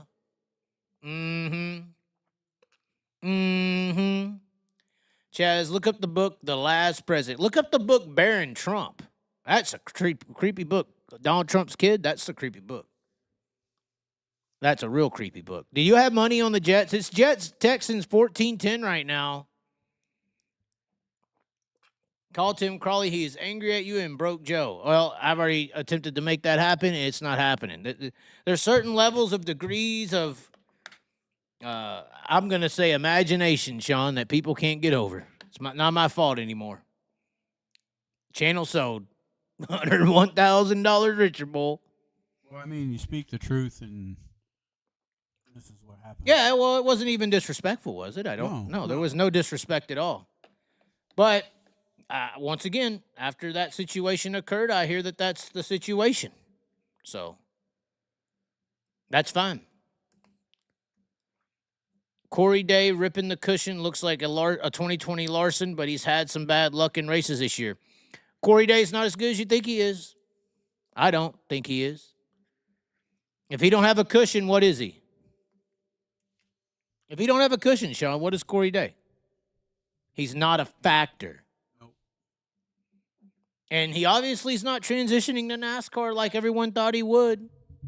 He ain't making dirt look good right now, guys. Oh, he's 18. Oh, he's 18. Go look at what Kyle was doing at 18. That's your comparison, right? Just like the Tim Crawley thing, and they're comparing Landon or whatever. He's 16. He's 16. Giovanni Sales, he won races at 16. Bodie Kofoid had quick times at 16. Finished top 5 in the World of Outlaws. There's plenty of 16-year-olds with examples of success. 16. And as far as judgment, once you put the helmet on and jump into a professional league, you deserve and you've accepted to be judged professionally. Correct, Sean? Is that harsh? Is that mean to say? I guess. Well, it's not. Okay. Nope, just saying he's the best sprint car driver, answering the other guy's question. So that's your belief? You believe that Corey Day is the best sprint car driver? I don't know how you can make that point. How can people say that? I don't know how people can say Corey Day is the best sprint car driver in the country right now. I just don't see it. He could be in trouble to be top 5, I think. Who would you put above Corey Day? Let's just name it off. You're putting gravel above Corey Day, right? Sean? Yes. Carson Macedo. Above Corey Day? Above Corey Day. He don't need a cushion to win. Yes. Brad Sweet. That's hard. How are y'all? I don't know. That's a hard one. You think that's a hard one? I mean, like I Oh, said. no. Like I said, We got some Australian dollars sent our way. Oh, my God, Brett Fisher. Who wants to throw in? Let's buy this channel with super chats and then have Chaz as an employee. Well, technically, that's how I try to operate this. It's like how politics should be. Fan funding. That's how it should be. It should be fans funding what we do here, and that way we only have to be true to ourselves because that's what the fans appreciate. It ain't based on who will like us or who won't like us or blah, blah, blah, XYZ. It's just simply based on the fans, and that's how it should be. That's what it's supposed to be. People don't like that, though. That's how life should be. If you're in a speaking role, you shouldn't be really speaking for anybody but yourself. And then if people appreciate that, they like it. If they don't, they don't. Some people did say, oh, you can't handle criticism. I'm just tired. Like I said, I'm just tired of arguing which privileged kid's better than the other privileged kid. I mean, even in this list right here,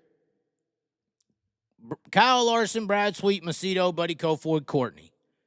Who isn't privileged? Even though, let's just see.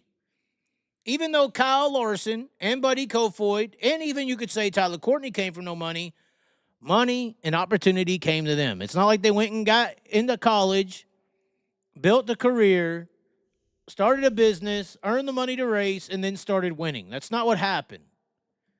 Y'all keep acting like, if you keep mentioning Tim Crawley, I'm literally just going to shut you down, Jay, because it's just not worth talking about. It's not worth talking about. I already asked him to call in. He hasn't even responded. I'm not dealing with people like that. If I'm going to continue to talk, people like that are going to literally just be ignored, Sean. Yeah. Just literally ignore these people. You have to keep your sanity. Yeah, you have to. You have to. Or you get to points where you want to sell everything for $100,000. Although I think that's good. I started at 30 though. They did have me low. They had me not believing in myself. They had me starting at 30,000. No. Ninja. No, Ninja. Ninja, please. Ninja, please. We 100K over here. I don't know what y'all are. I didn't have to rent YouTube to get here. Right. I didn't have to rent a YouTube to get to this level. But yeah, it's hard to talk about privileged individuals and which privileged person is better than the other privileged person. It's very tough. Very tough. Call RTJ. We're trying to work that in. He's busy beyond get out, but he's probably just ignoring me. That's fine. He's worried that if we bring him on here, probably we'll talk bad about Kyle or something. I don't know. Or bring up Kenny Wallace or something like that. That's probably what it is, Sean. I'm being honest. Does anybody want to call? I mean, lines have been open. I mean, the lines are open. If somebody wants to call and just talk, it's right there. I mean, the line is still open. Did I miss a call? I did not miss a call. Put the number up. I did not miss a call. How about guys like Zach Hampton come in on a utility trailer at Old 66? The drive matters. What does that even mean? The Chaz, what are your thoughts on the first year of High Limits versus World of Outlaws? That could be a good one. Huh. What are your thoughts, Sean? Curious what a casual fan, watches some things. I really liked High Limit this year. More than the Outlaws.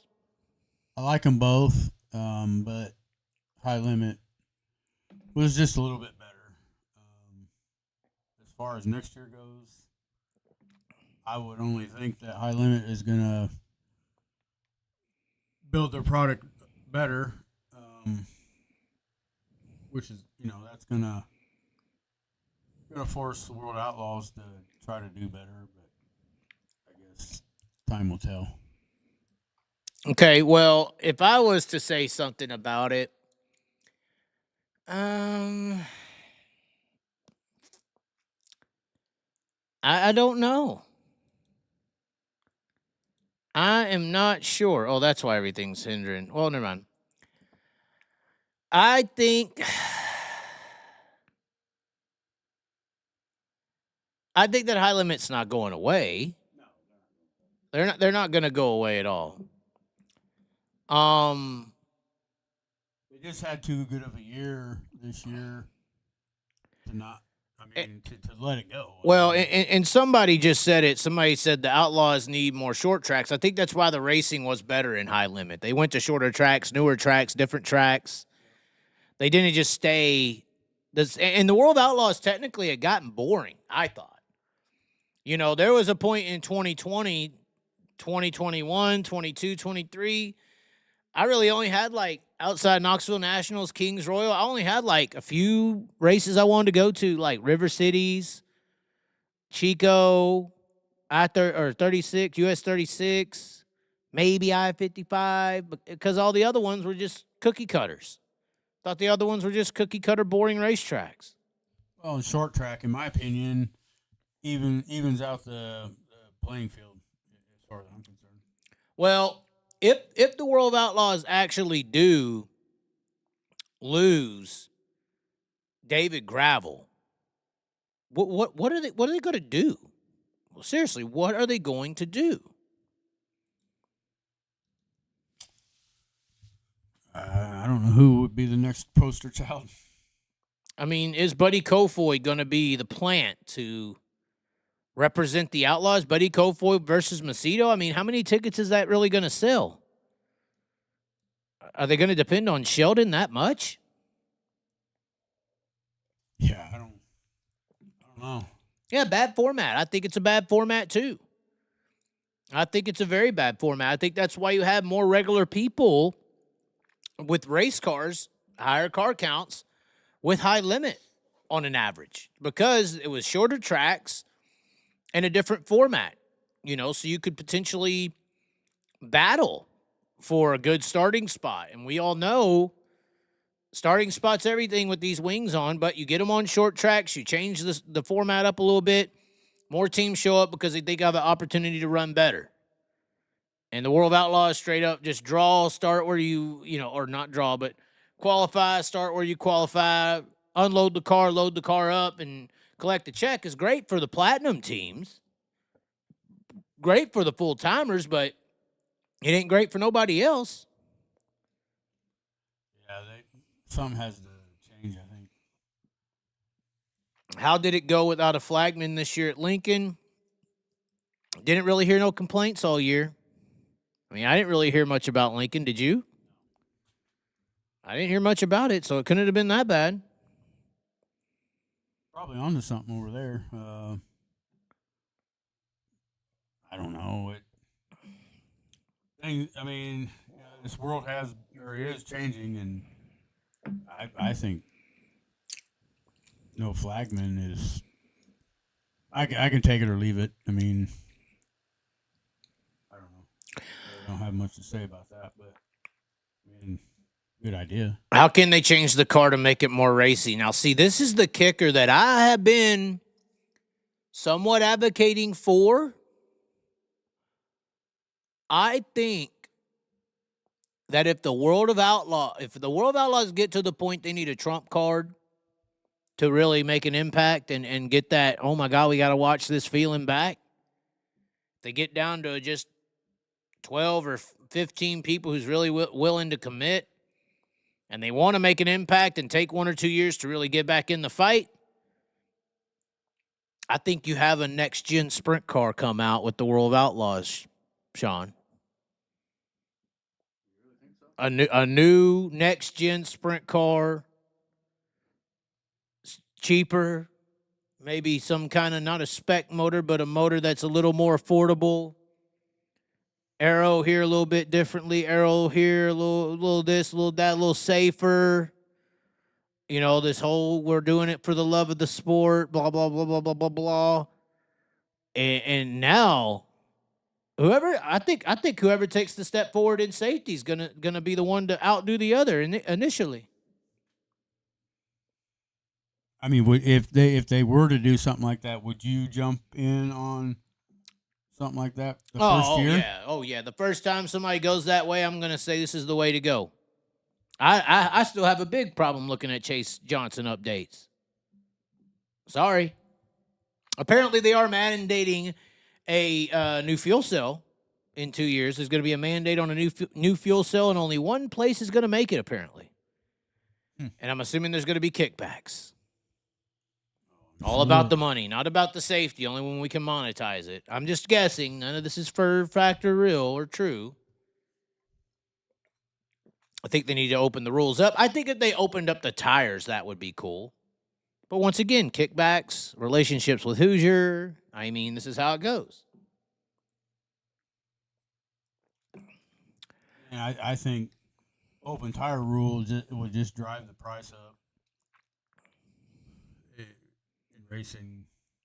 Now, that's a good question by Colin Phillips, who has not sent a super chat. Super chats are available if you wish to send one.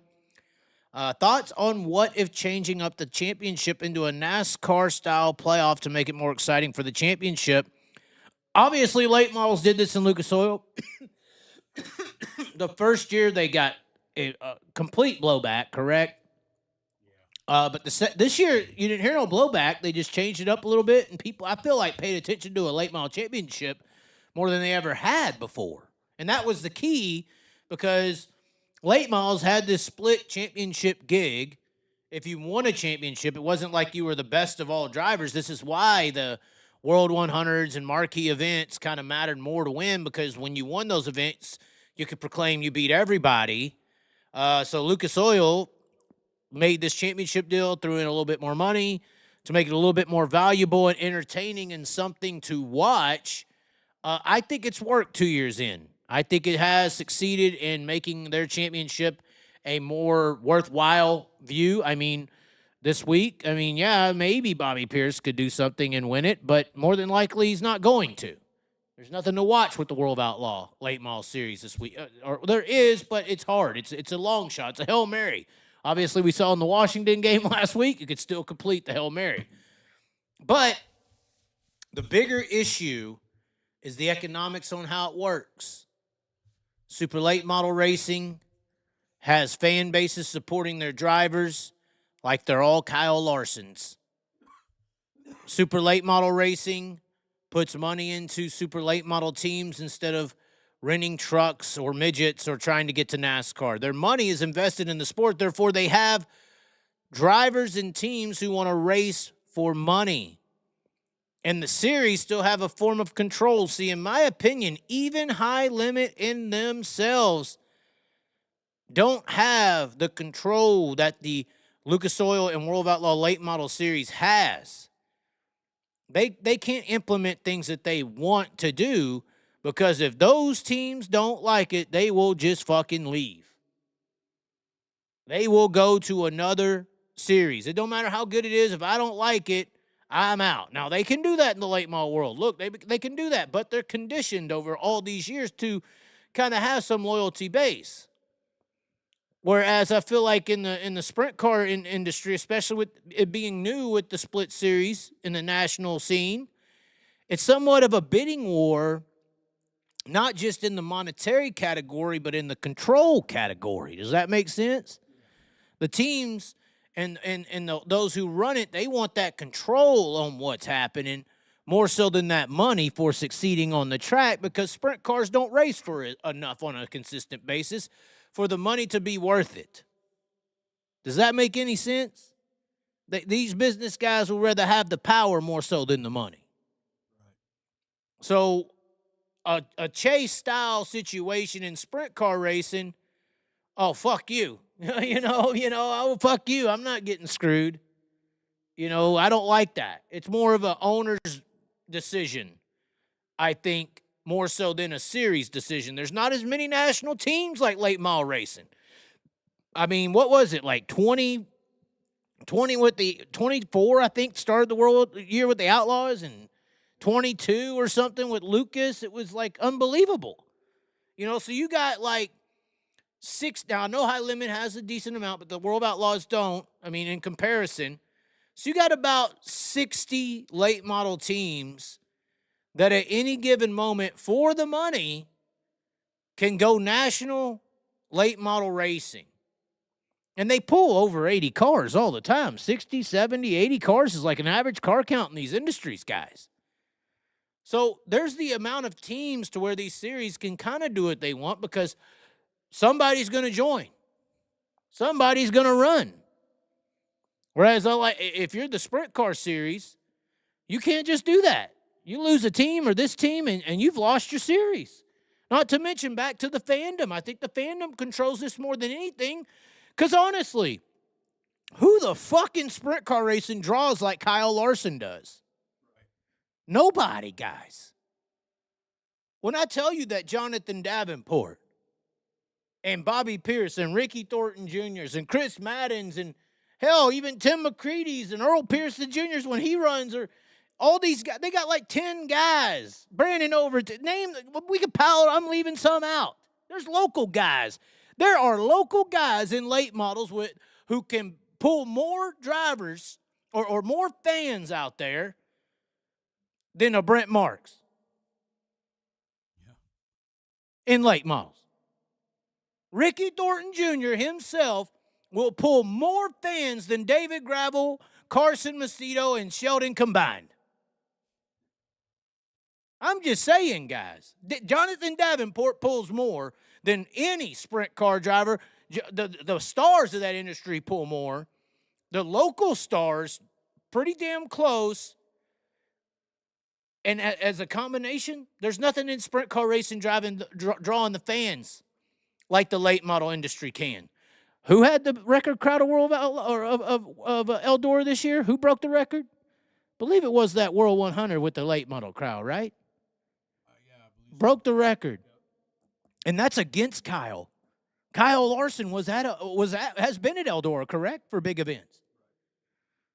Guys, so this is why it's so important to do what some of these mega teams do in the sprint car racing industry. If you don't do what some of these mega teams, these few, I think there's only a few, Sean, that draw. There's maybe what? Who really draws the fans? Sheldon draws? Gravel? Is Gravel really I mean, he's becoming that draw over the last 4 years, but I would say Donnie probably draws still. Yeah. There's a lot of Donnie. I mean, I'm just saying, but who really draws? I've been told Brad Sweet don't draw fans. I mean, I was at Silver Dollar Chico this year.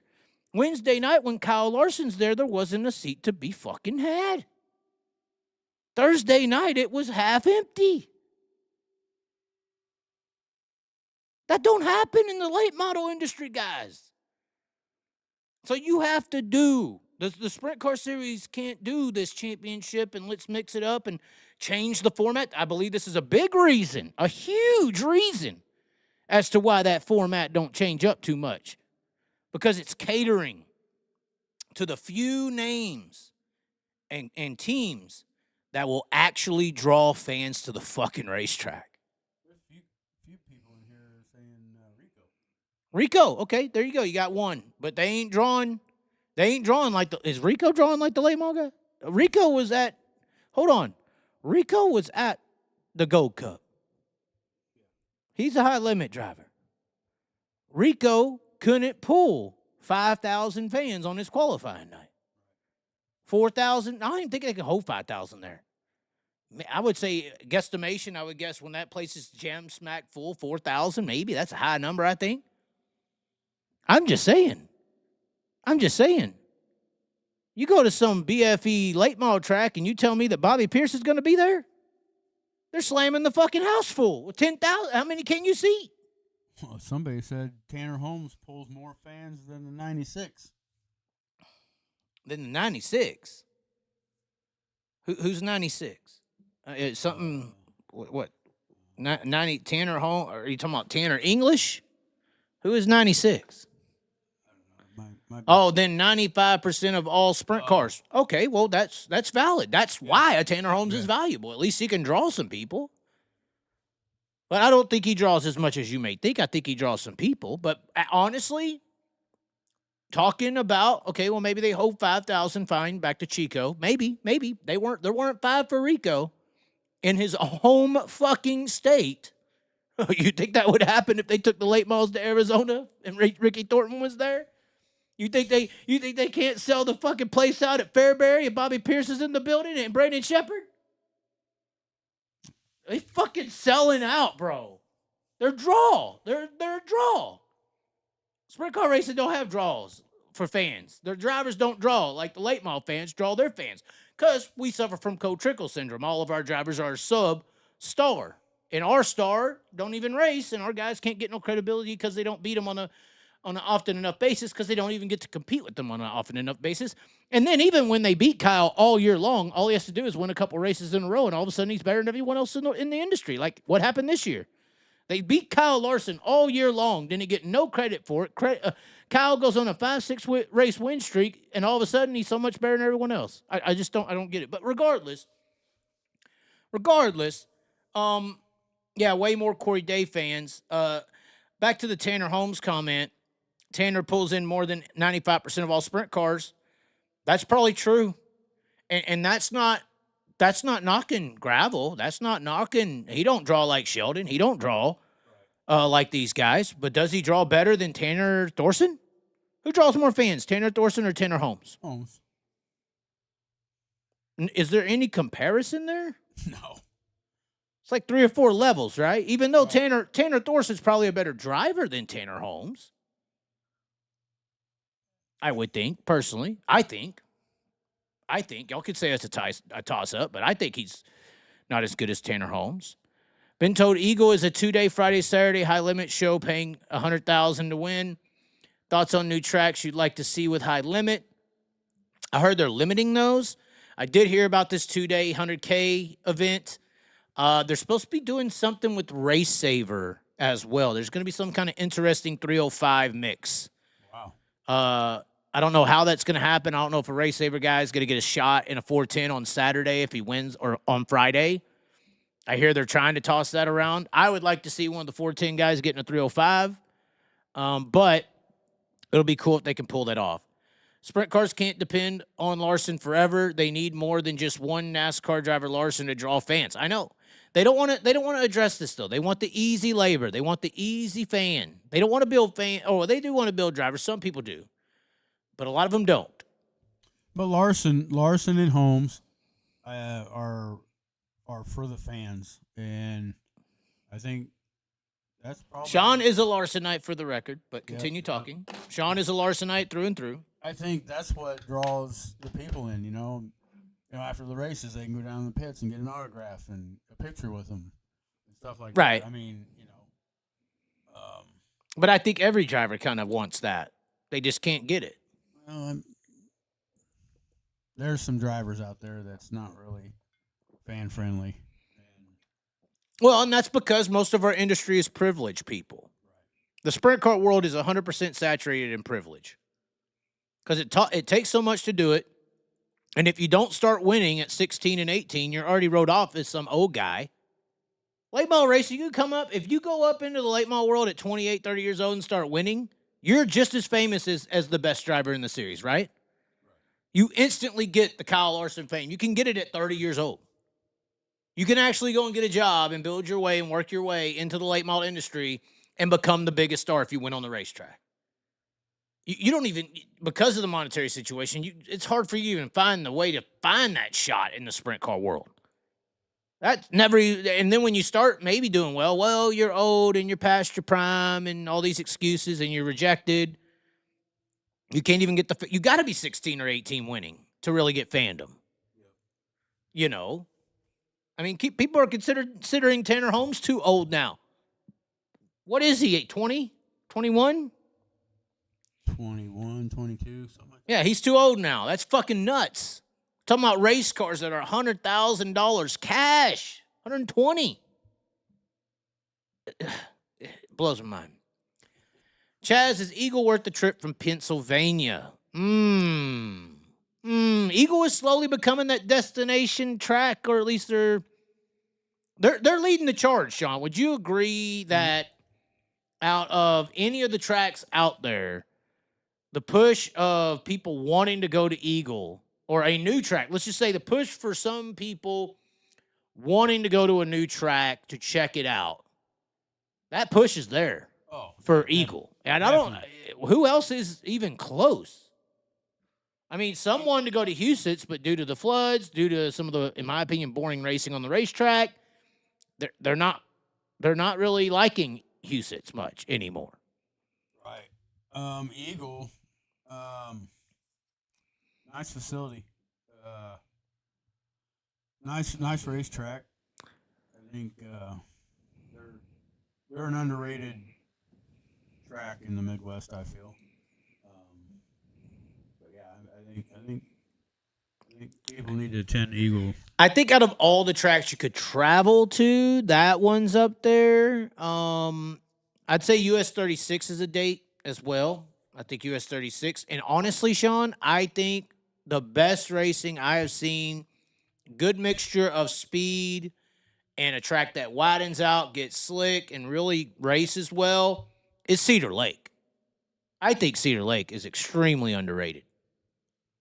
I mean, some people rate it high, but I think Cedar Lake's one of the best racetracks in the country, bar none, personally. It's just what I believe. I think Cedar Lake, I don't want to say is better than Eagle. Personally, I think that, but, I mean, I've seen Cedar Lake be boring too, so it's not just a cutter-upper decision there. Everyone can have a boring race, but I think Cedar Lake, it goes slick, it widens out, stays slick. Eagle kind of does the same, so we just got to see more racing at Eagle, more so than just one night. 2 days is going to be interesting. It seems like there's a lot of multi-day shows next year, a lot of events happening, which is going to sustain local racing because it's going to give these tracks more of a 2-day cycle of income to be able to sustain the regular racing year. Let's see here. We got a super chat from Colin Phillips. We're actually paying some bills tonight, Sean. By the way, I don't know who knows how YouTube works. The payment cutoff is at the end of the month. So whatever we make today, this is our last paycheck for the month. Whatever we get paid on the 21st every month from YouTube. For those who don't know how business works. Today is the last day to get paid. So whatever y'all send now, so we'll get it the 21st. But if y'all was to like super chat tomorrow, for instance, if somebody was to super chat $2 tomorrow if we did a live or this weekend, you wouldn't see it until December. See that until December 21st. It would be Christmas money. This money right here, though, is going to this next month. Unless somebody buys the channel for $100,000. Then who gives a fuck about your super chat call and go to hell. No, I'm just playing. The fireworks at Cedar Lake are legendary as well. That is true. The fireworks at Cedar Lake is some of the best fireworks that you can see, bar none. Bar none, guys. If you haven't seen that, that is definitely worth watching. Tim Brantley, just because have a bad year doesn't mean you have no fans. I mean, even the guy who never makes an amazing has fans. I don't know what to say about that. I get why Larson brings fans because he wins. Oh, because he races all the time, huh? Oh, what about the guys who beat Larson all year long? Where's their notoriety and credibility for those defeats of Kyle? Where is their fandom for beating this guy that's so great because he wins? What about the guys who win too, even when Larson's in the building? This is what I'm talking about. They get no credit. No credit is given. It's pretty sad.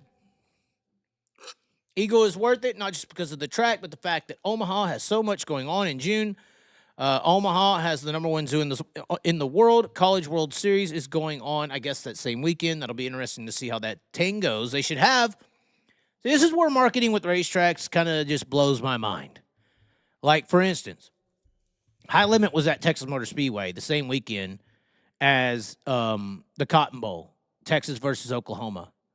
Why didn't you, you're Kyle Larson. Don't you have the pull to, maybe talk to somebody at the university and set it up to where the quarterback or running back or one of the players from these teams shows up at the track and is, the guy waving the green or in victory lane? This is promotion, right? This is how you promote. Right. Why are you not doing this? Why are you not? You're Kyle Larson. Why are you not trying to get Dak Prescott to the racetrack? Or something. Where's your marketing? It's laziness. It is lazy. If the College World Series is going on in June, you should maybe have the best college player or somebody from one of the championship teams at Eagle Friday or Saturday night. Yeah. But they don't even think about this shit. They're just like, is Kyle going to be there? Kyle makes them lazy. Kyle makes them lazy. That's why apparently they're moving a lot of the races near race car or NASCAR tracks and NASCAR events. Just to try to get Kyle there because they don't want to go to work. They don't want to take the time to build these guys. It takes time and effort. Why do that when you just got to get around Kyle and he'll bring them? Kyle Larson is the fucking cheeseburger for this industry. It's great in the short term. In the long term, it's going to kill you.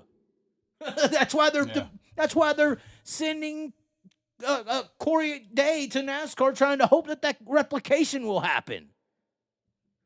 Not realizing the long term. Yeah, the long-term implications. Yeah, the eating the salad and working. I've done this. I know Broke Joe makes fun because I'm fat. I was 450 at a younger age. I went down to 185. I'm a little hefty now, but I still work out. I don't know if you saw me doing my push-ups the other day, but I'm just saying I know about dieting a little bit. And yeah, trying to build these drivers' names and trying to do all this work I'm talking about is the salad. It's the hard work. Yeah, you want to eat the cheeseburger and just try to find a way to get Kyle there. But you should maybe get in the gym, go to work, and try to get people to the track in other ways. Right. Eat some other fucking food. Make the college player the grand marshal of the race. Exactly. That's what I'm saying. Wave the flag. Be in victory lane. But try to get the baseball players to a racetrack. Try to do something. They were in all of these major cities. I mean, they were in Dallas. I did my video from the top of the racetrack at Texas Motor Speedway. Did you see that video? There was 30,000 people across the street. Yeah. Why don't you have a sprint car at this thing during the day promoting it? Or right. Who's in charge of the promotions of this sport? And I thought High Limit could do a better job in this department because I thought Kyle could pull, not draw fans, but draw conversations with other industries to be able to cross-promote the sport. But it's not what's happening. I just don't know. I think that's the only way sprint cars are going to get big is if some of these people within the industry Get out and promote. I mean, well, and they call promoting making Facebook posts. They call promoting, signing a contract with a sponsor or something. Like, I have an issue with the streaming companies. I said this to Michael Rigsby. Why is it Flo trying to go to Buffalo Wild Wings? Or Flo trying to sign contracts with Hooters or B&J's Restaurant or one of these big chains and dedicating a few TVs to Flo Racing's product? right.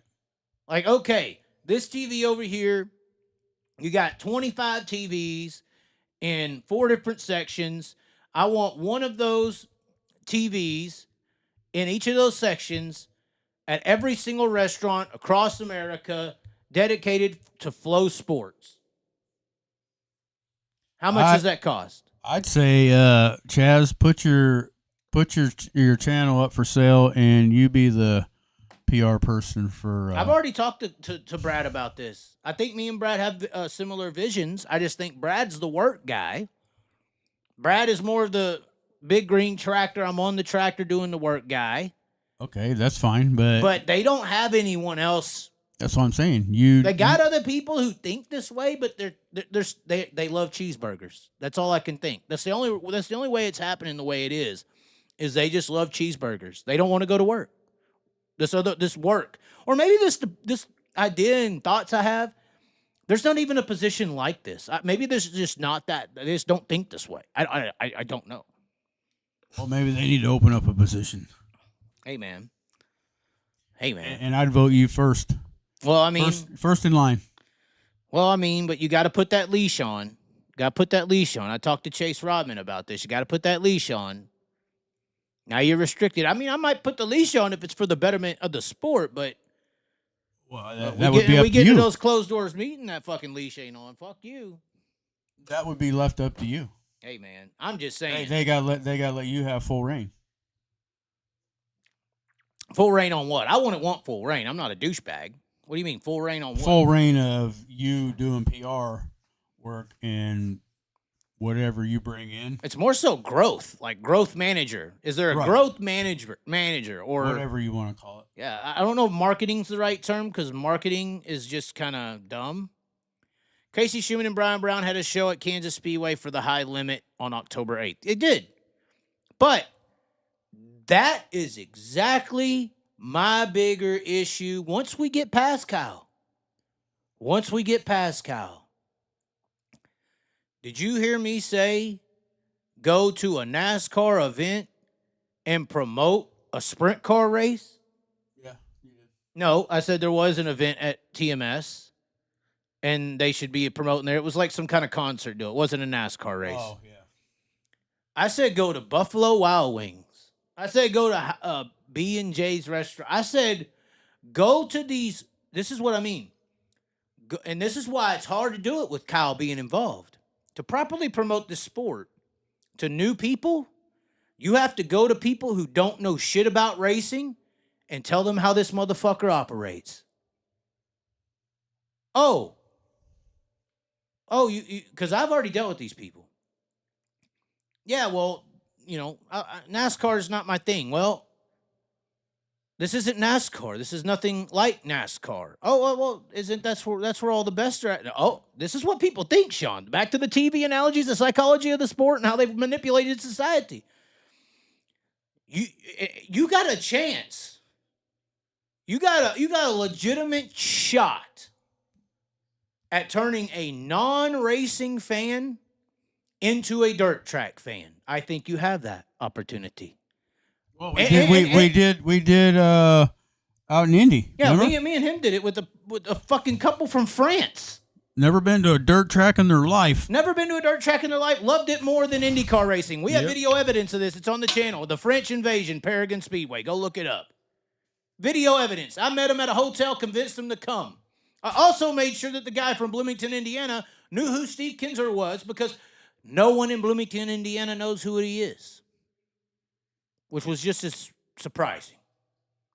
But you have a legitimate chance at these regular people of becoming dirt track fans. And more importantly, you have a legitimate chance of changing the perspective of what dirt track racing is to these people. You have basically no fucking chance in hell of convincing a fucking NASCAR fan that the sprint car driver over there across the street is better than your NASCAR driver, or just as good, or just as talented, or any of those things. Sean, you think you're about to convince a fucking NASCAR fan to respect, and it's back to respect. You think you're going to convince a NASCAR fan to respect a sprint car driver just as much as a NASCAR Cup Series driver? No. The NASCAR fans think that Kyle Larson is when he lost in a late model earlier this year at Golden Owl, they thought it looked bad for him because it made NASCAR look bad because this is a division lower than the Truck Series. The Lucas Oil Late Model Series is what they were talking about. These are NASCAR fans. This is how they think. It shouldn't fucking matter, though. There's one winner and the rest are losers. I understand, but I guess you're not understanding what I'm talking about. You're off somewhere else. But I'm talking about you have a chance to convince regular people of this society to respect a sprint car driver in the same light as a NASCAR driver. Because you can explain things. You can explain how drivers are chosen and come up in motorsports. You can talk about the money. These regular people, when you tell regular people how much it costs to go to NASCAR, their minds are fucking blown. Really? Really? It's $3.5 million to rent a truck? Really? Wow. You gotta be 18? With $3 million, oh yeah, you got to be fucking 16 with $750,000 for a year in ARCA. Wow, and when you tell this to regular people, it blows their mind. I've seen it happen. I think Sean saw it with the couple from France. I've done it a couple times with regular people. He's seen it. Their eyes are fucking widened, and their mind is fucking blown. Learning these things. The things that we talk, that's just how it is. The world don't fucking know this. They got them all tricked, dude. They literally think that these guys go to some high school and college and that's how they get there.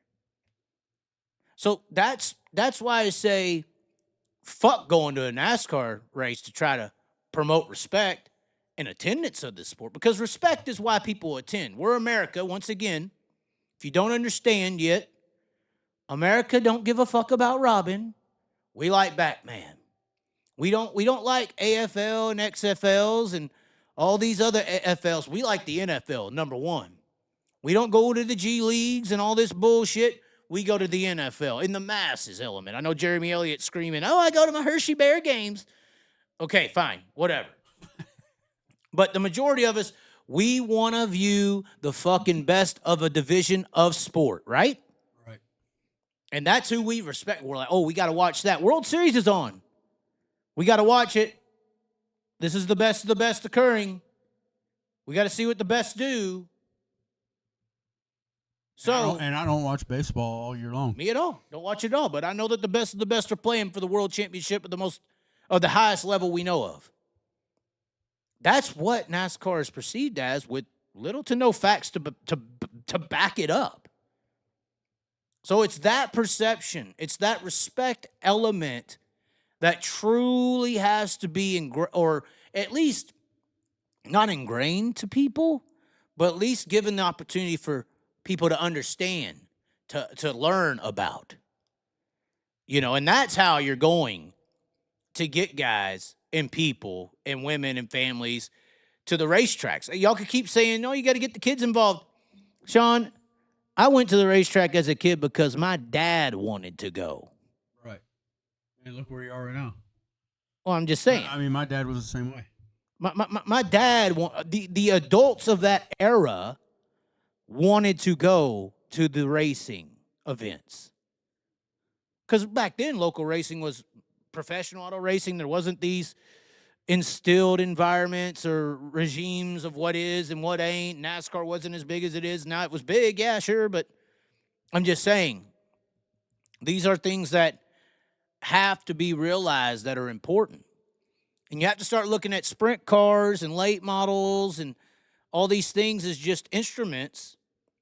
And the stars are the ones playing those instruments. And you have to make those stars bigger. The drivers of your roster have to become Taylor Swifts. They have to become worth seeing. And people have to have reasons to see them.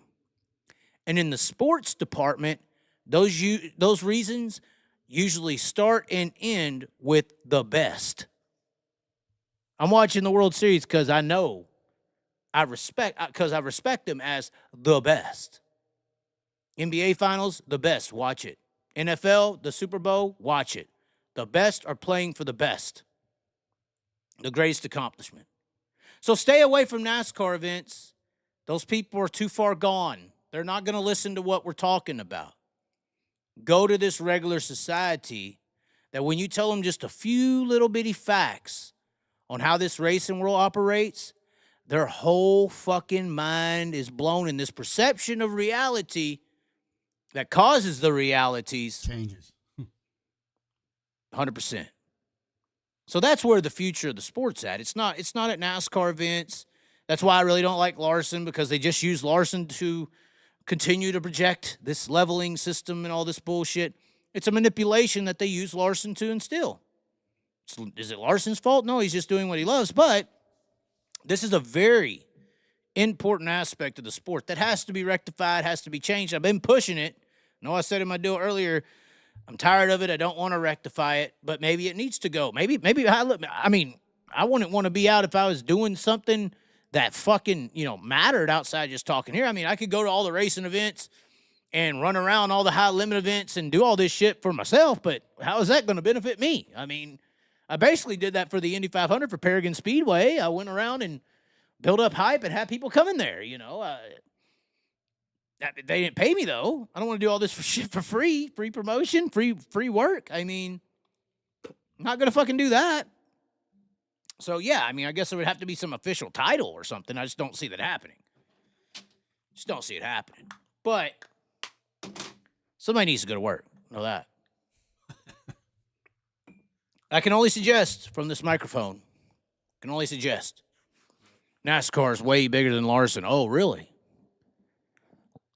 Newsflash for some of you NASCAR people, NASCAR really ain't that big. If NASCAR lost Larson, Bubba Wallace, I mean, who else? Denny Hamlin, Chase Elliott. They got like 4 or 5 guys that actually draw. If you want to talk about who draws over there, I think we're kind of better off than them, to be honest. If you look at dirt track racing as a whole, we are better than them. Back to the Cars Tour, they bring Dale Earnhardt Jr. back, can barely get 2,000 people at a local race. And they got Dale Jr. out there and Kevin Harvick racing, Bobby Labonte, and they could barely get 2,000 people to show up for these guys. NASCAR don't have a lot of draw. Okay, Ross Chastain draws, but here's another issue to this. Here's another issue to that. Yeah, I believe I said Chase Elliott. How much of that's organic? That's something that's interesting, and we did this when Kenny Wallace went out of his mind. How much of that's organic? Kyle Larson said it, racing people aren't really that famous. You remember when he said that? They ain't that really racing people. He can go to Walmart and not even be noticed sometimes, Yeah. But think about how much they are pushed into people's faces on TV all the time. On billboards and everything. On TV. These guys are pushed into the faces all the time. And you can go to Facebook right now, guys, and drivers like Bobby Pierce, Enrico Abreu, and, a couple other guys, Davenport, I believe, as well. They got more Facebook likes than a majority of the NASCAR drivers. I believe I could go and show you this right now if you need me to show you, but Like, for instance, I think Bobby Pierce is very active on social media. And these are organic. The big difference between these two guys here is that Bobby Pierce ain't on TV. Bobby Pierce ain't on billboards. He ain't pushed into the society's eyes. Only guys. when he cheats. Oh, no, he's never been on TV in his life. I know. I know you're a big NASCAR fan. But look at this, guys. Ross Chastain, 94,000 followers on Facebook. You just referenced him as a draw, right? 94,000, guys. Here's Bobby Pierce. 141,000. Imagine if they put this motherfucker on a TV screen, a billboard. What would happen?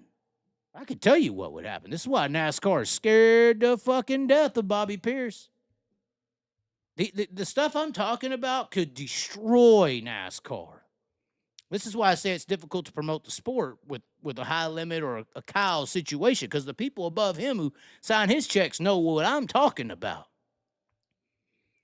So you just said Ross Chastain's a draw on billboards every single week, on TV every single week, pushed to the masses as much as they fucking can. And he has less Facebook likes than Bobby fucking Pierce. I mean, who else would? I mean, maybe the marquees, like, but I'm sure Bubba Wallace, but who's another guy? Like Ryan Blaney, he's probably destroying him, right? He's got the Blaney name, Penske, he has to be. Oh, they're tough. It's almost tied, guys. I mean, that's a NASCAR champion, right? Yeah. This is somebody who does the media runs on ABC and shit. When they win the championship, they go and do all this stuff on ESPN, and this motherfucker's pushed 154. Bobby Pierce 141. Hold on. 3'9" with the 10-foot dick. Hold on, how many is Rico Abreu? That's his personal. Hold on. Watch Rico just destroy him here. Oh no, did Rico block me? Possibly. Rico, how many do you have? Oh, Rico. 260K. I'm so sorry, Ryan Blaney. I'm so sorry. Somebody who's never been on TV his entire life. No interviews on Good Morning America. 100,000 more followers. Organic, guys. This is what I mean. Organic. See, NASCAR knows.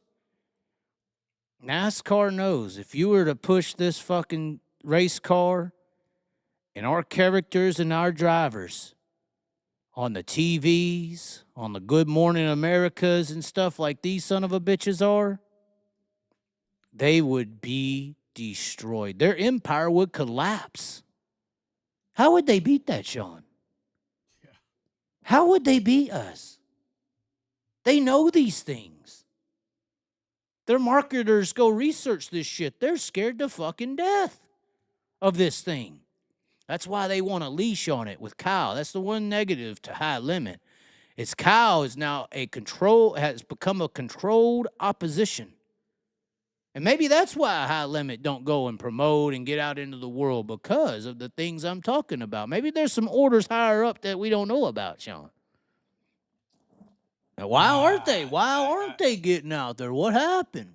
If I was high limit, I'd say, fuck you. I'm doing what I want to do. I don't know. Controlled opposition. Flow Racing is in with NASCAR now as well. I mean, Flow Racing is the people who said Haley Deegan worked her way through dirt racing. Right, Sean? Yeah. They were the ones who said that. They know what's going on here. Now, Haley Deegan, I'm assuming, is destroying everybody. She's probably got millions because, I mean, she's got millions on Facebook. Yeah. I mean, so this is why they want Haley Deegan, guys. 984K. This is why they want Haley Deegan. This is why she's a chip. That's why they don't want to lose her. I'm assuming Denny Hamlin, a legendary driver of the sport, he's got probably 5 or 6. Oh, fuck. Never mind. Sorry, guys. He's at 212K. Denny fucking Hamlin. He probably lost a lot. Denny fucking Hamlin. Fucking crybaby Hamlin. Rico has more followers than Denny fucking Hamlin. Wow. I think Ricky Thornton Jr. isn't that high. He's only been on the scene for a couple years. Yeah, 61K. Still organic, 100% organic. What's another one? Brad Sweet's probably very low. Let's see. Yeah, only 39K, so he doesn't draw really. Let's see. What would be another one? Brandon. I bet you Brandon Shepard's up there. He does decent marketing work. He's got to be up there somewhere. 78K. 78K Brandon Shepard. Davenport's got to be up there. Multi-time millionaire. 111K. All organic guys. These guys ain't on TV. These guys ain't on billboards. They're not doing the media rounds. Not 1 ounce of public push. 1 ounce. And they're keeping up with Ross Chastain and Ryan Blaney and Denny Hamlin. And that's the threat right there, buddy. That's the threat right there. And they know it. They know it. They know it.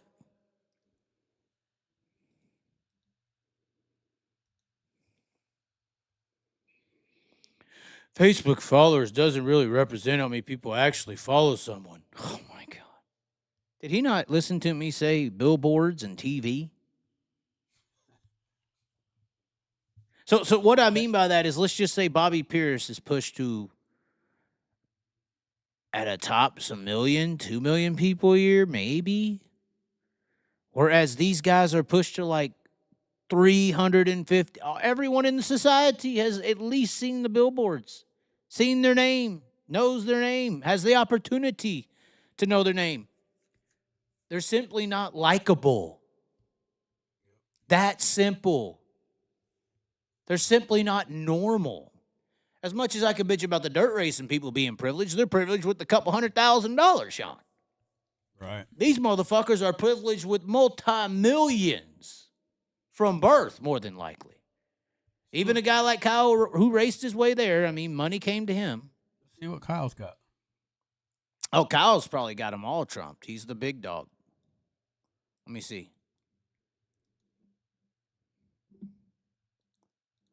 Oh, we didn't go to your boy Tanner Holmes. Kyle's probably at like 1 million. He's got, oh my God, that's lower than I thought. Yeah, Kyle's not even half the amount of Deegan. 427. I'd assume Bubba Wallace is up there. Let's see here. Oh, maybe he's kicked off Facebook. Too conservative of a page. 180. So Rico's still destroying him. Somebody posting every day, man. All day. On TV, McDonald's, Michael Jordan. I mean, name it. Somebody said Tyler Reddick earlier. I'd be interested to see if this grows. Oh, my God. 59K, guys. 59K. y'all, what are y'all talking about? Oh, my God. That's the threat right there, man. That's the threat right there. There he is. There he is. Mm-hmm. Next Gen said most Deegan followers probably don't follow her for racing. Well, it depends on if they interact or not. I mean, Right, okay, right. let's see if, there's Tyler Reddick right there in the stand. Is she African American, married to African American? I was about to be in love. Never mind. It's at the World Series. So what was that? Let's see here. What's the post interaction for Tyler Reddick? NASCAR Superstar winner at the World Series. Talk about, this should be a huge interaction post. 945 likes. Holy shit, Sean. So 8 hours ago, happy birthday to Jonathan Davenport. That ain't much. Can't be. Can't be 945. It's just a happy fucking birthday. Oh, 1.6K. Oh, my God. Double the amount. We're off this weekend. No racing for us. That may be low. 583. A little highlight video. 160. See, normal stuff. Davenport and Rumley coming together. 351. There you go. That's more normal. 793. Just a picture. Okay. Check gravel. Oh, my God. Tyler Reddick winning only got 600. Wow. Yep. Tyler Reddick winning from victory lane, multiple angles, 600 likes. Wow. David Portner, I think that's how you say his name. Seen him all over your Facebook, 200 likes. Wow. The reality, guys. The fucking reality of how small these guys actually are in comparison. In comparison to us. Yeah, David Gravel should be up there somewhere. He ain't small. I don't know how big he is, but well, I was talking about height, but 86K. Still bigger than Tyler Reddick, still. 0 TV time. 0. No interviews, no true billboards on the same scale. Let's see his post. If dirt racing did some marketing like NASCAR does, I think dirt racing would come up. That's the one negative, man. Controlled opposition. NASCAR has controlled opposition now with Larson and High Limit. We'll highlight 900 likes. Let's see here. A lot of video. He's interactive. 1.4K picture of some hurricane damage. Kids in the pit area, and 400 likes. Drone shot from the Grove, 1.4K likes. Just destroying them. Just destroy on an organic level.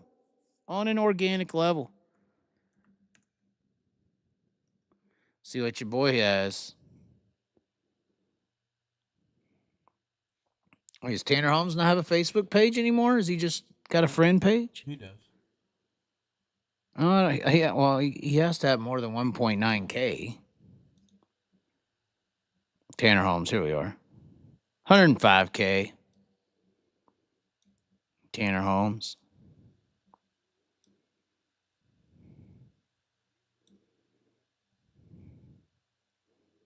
$56 likes, 287, 100, 272, 217, 152. So the interaction rate is low. Probably has to do with performance a little bit. Wonder what Corey Day is at.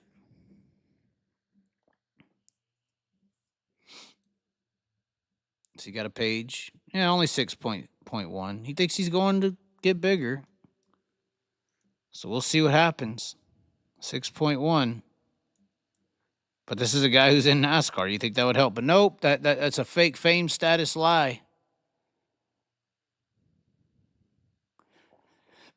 Fake fame. Look at that. Here's a great example. Oh, I'm up at I'm in Miami running a truck. 156 likes. Look at my practice and qualifying. I'm in a truck. 265. Back-to-back Trophy Cup champion. Thank you. 500. Trophy Cup finale 172. Trophy Cup night 2 127. 188. High Limit Texas 119. Although that's decently impressive with only 6,000 likes. Corey Day with Pinnacle Racing Group 200. Oh, on the cushion 156. In the car 209. So maybe he's playing both sides decently well potentially. Who would be a young gun in NASCAR now? Like, what's that one guy's name? I've had interactions with him, actually. He's running a late model. 77 car. What's his fucking name? He's in NASCAR? Yeah, I wonder what Christopher Bell's at now. He's not very high. Well, I mean, he's been running well in NASCAR for a while now. Yeah, but he's only at 71K. Carson Hocevar, that's who I was thinking about. Oh, there's Carson Macedo. Where is he at? Does he even have 23K? Carson. Hocevar. Let's see. American Auto Racer. In NASCAR, rookie year. Oh, that's his friend profile. We don't got no pages. 34K. Anyways.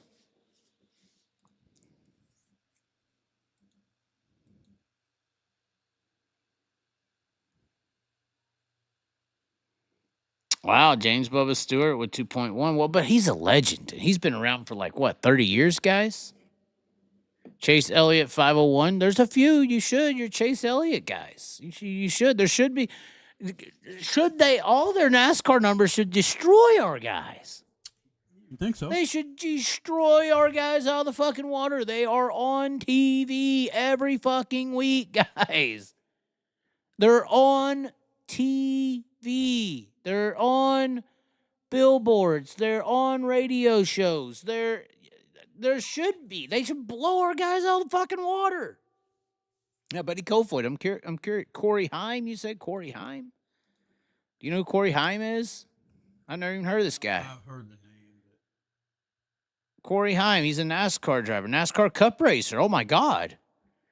He's won Truck Series races. I wonder how big he is. Oh, wow. This has to be to blow our guys out of the water. Oh, 4.5K followers.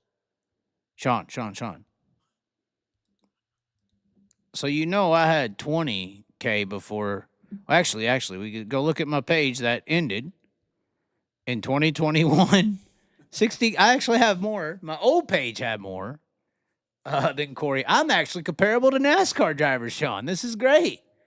My last post right there. Ekman said to have a beer and relax. 2021. Woke up the next day speaking against COVID. They didn't like it, Sean. They did not like it. Damn, They asked me. The Chaz, but now we have our new page. We've had to rebuild a page. Oh, my. We still have more Facebook followers than Corey Heim, 15K, guys.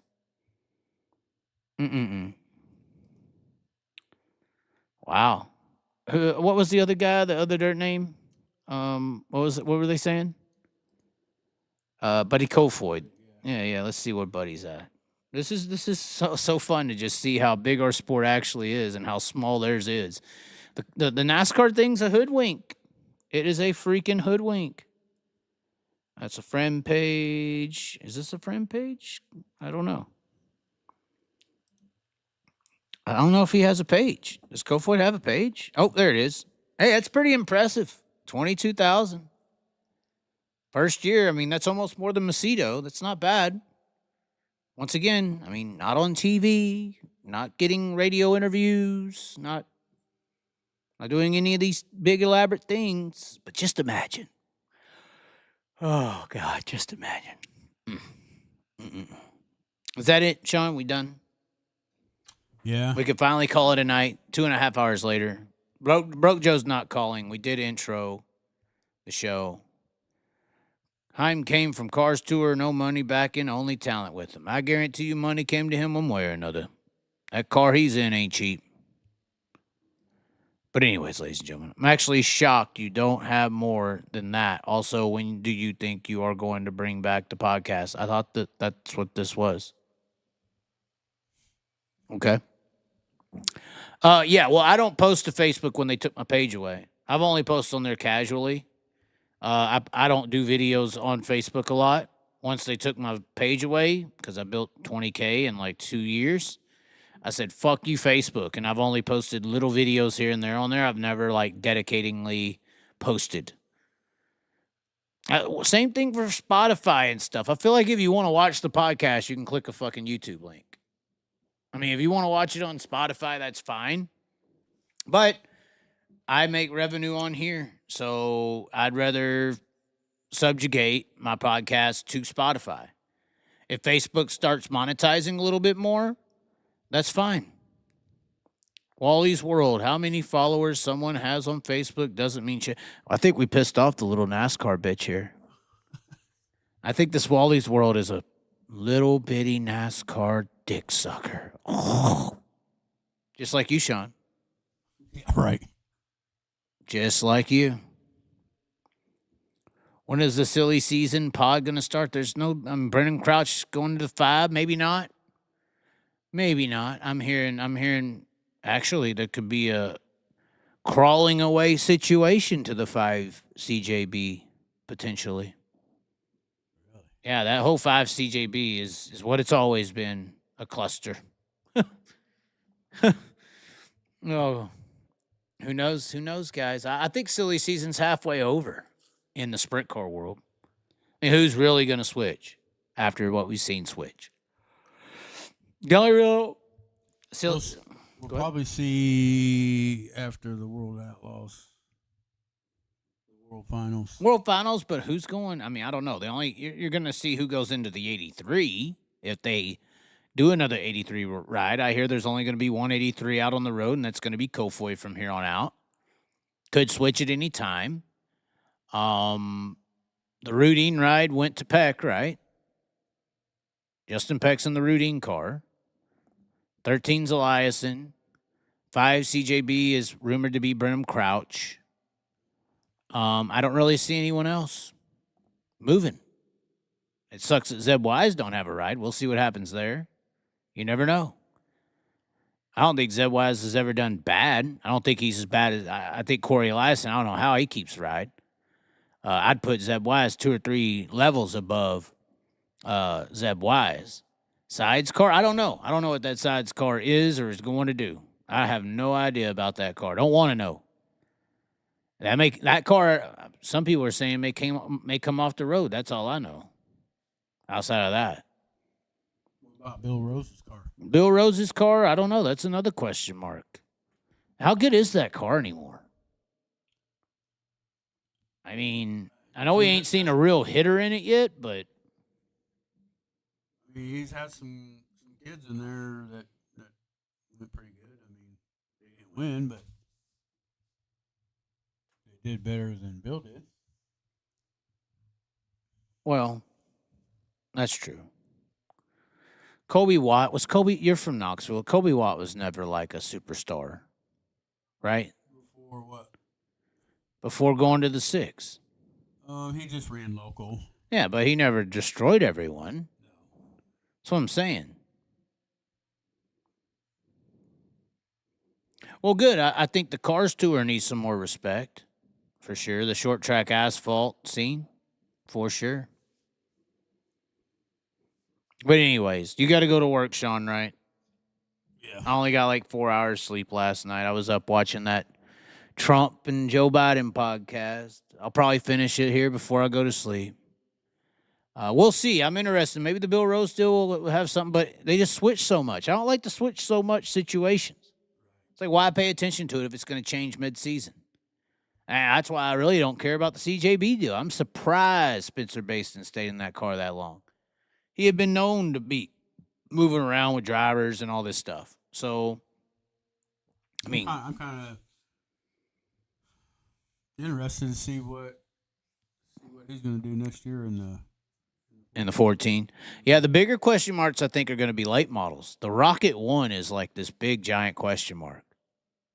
Oh, yeah. That's the big late model. The Rocket 1 is the big, giant question mark.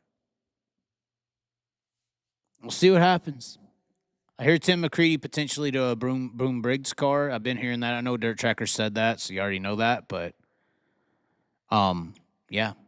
Anyways, thanks for tuning in, ladies and gentlemen. Hopefully you enjoyed the show. I mean, do we need to do the intro one more time? No. Come on. Just play the. Look at the spider guys. The Catholic spider gods and Trump. So, South Park speaks about, y'all go look it up. Look up South Park Catholic Spider. And this goes back to Bohemian Grove. Y'all seen that stuff with the Moloch owl and all that, how they worship the owl? Oh, yeah, we left one eye out for a fucking reason. But the Catholics, in the spiritual realm, apparently, according to South Park, which South Park's more informative than Trump, they believe that a giant spider tells them how to live. And then Bohemian Grove people say, no weaving spiders may come here because they're the owl people, like the celebrities with the owl tattoos and all these people. So it's a spider versus an owl in the spiritual domain between Kamala and Trump. No matter what the Trump ducky says, the spider is mentally controlling him. It's a it's more like a 7th or 8th dimensional entity, basically hijacking Donald Duck Trump here, and making him, it's like a puppet master. This is the puppet master, but a mental manipulational ploy.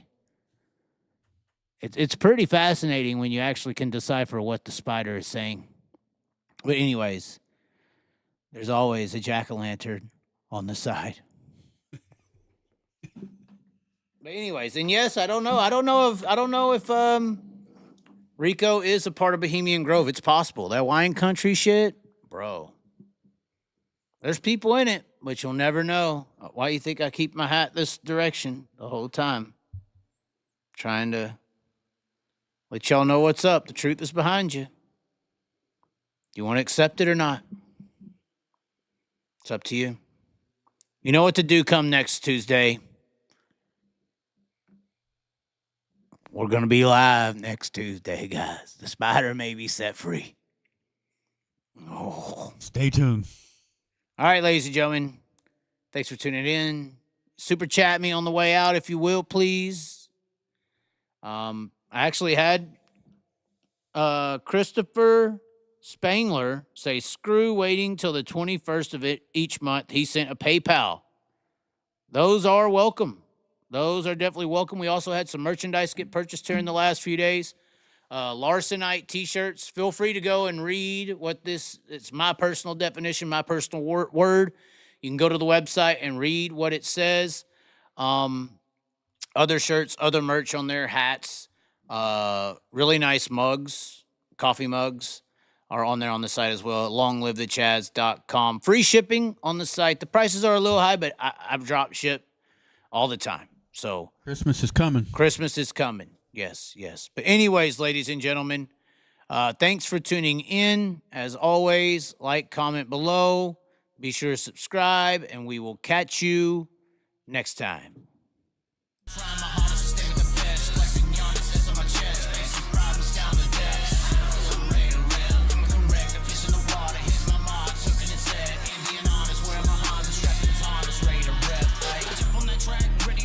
Ready to rip, ready to reach. Place my bets, hey, you never know when playing on hopes what you could achieve. Making the goal, peace with the soul, don't matter the bottom with what you believe. Cause if I'm taking it all in, the calling is harder with nothing that's harder than free. Not giving up, no, don't trip, gotta go.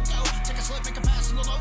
Put it down the gas for a show. Slide a pass in the grass for the OPO. Got first, never last for the oh no. To the pass, to the glass, to the FOO. Cause I'm gonna pass all you cowards with ease. And when them speeding demons come, we don't feast with the beast and the evil hunting lust. Burn your cheeks when I speak with my real passion, love, turning all your tricks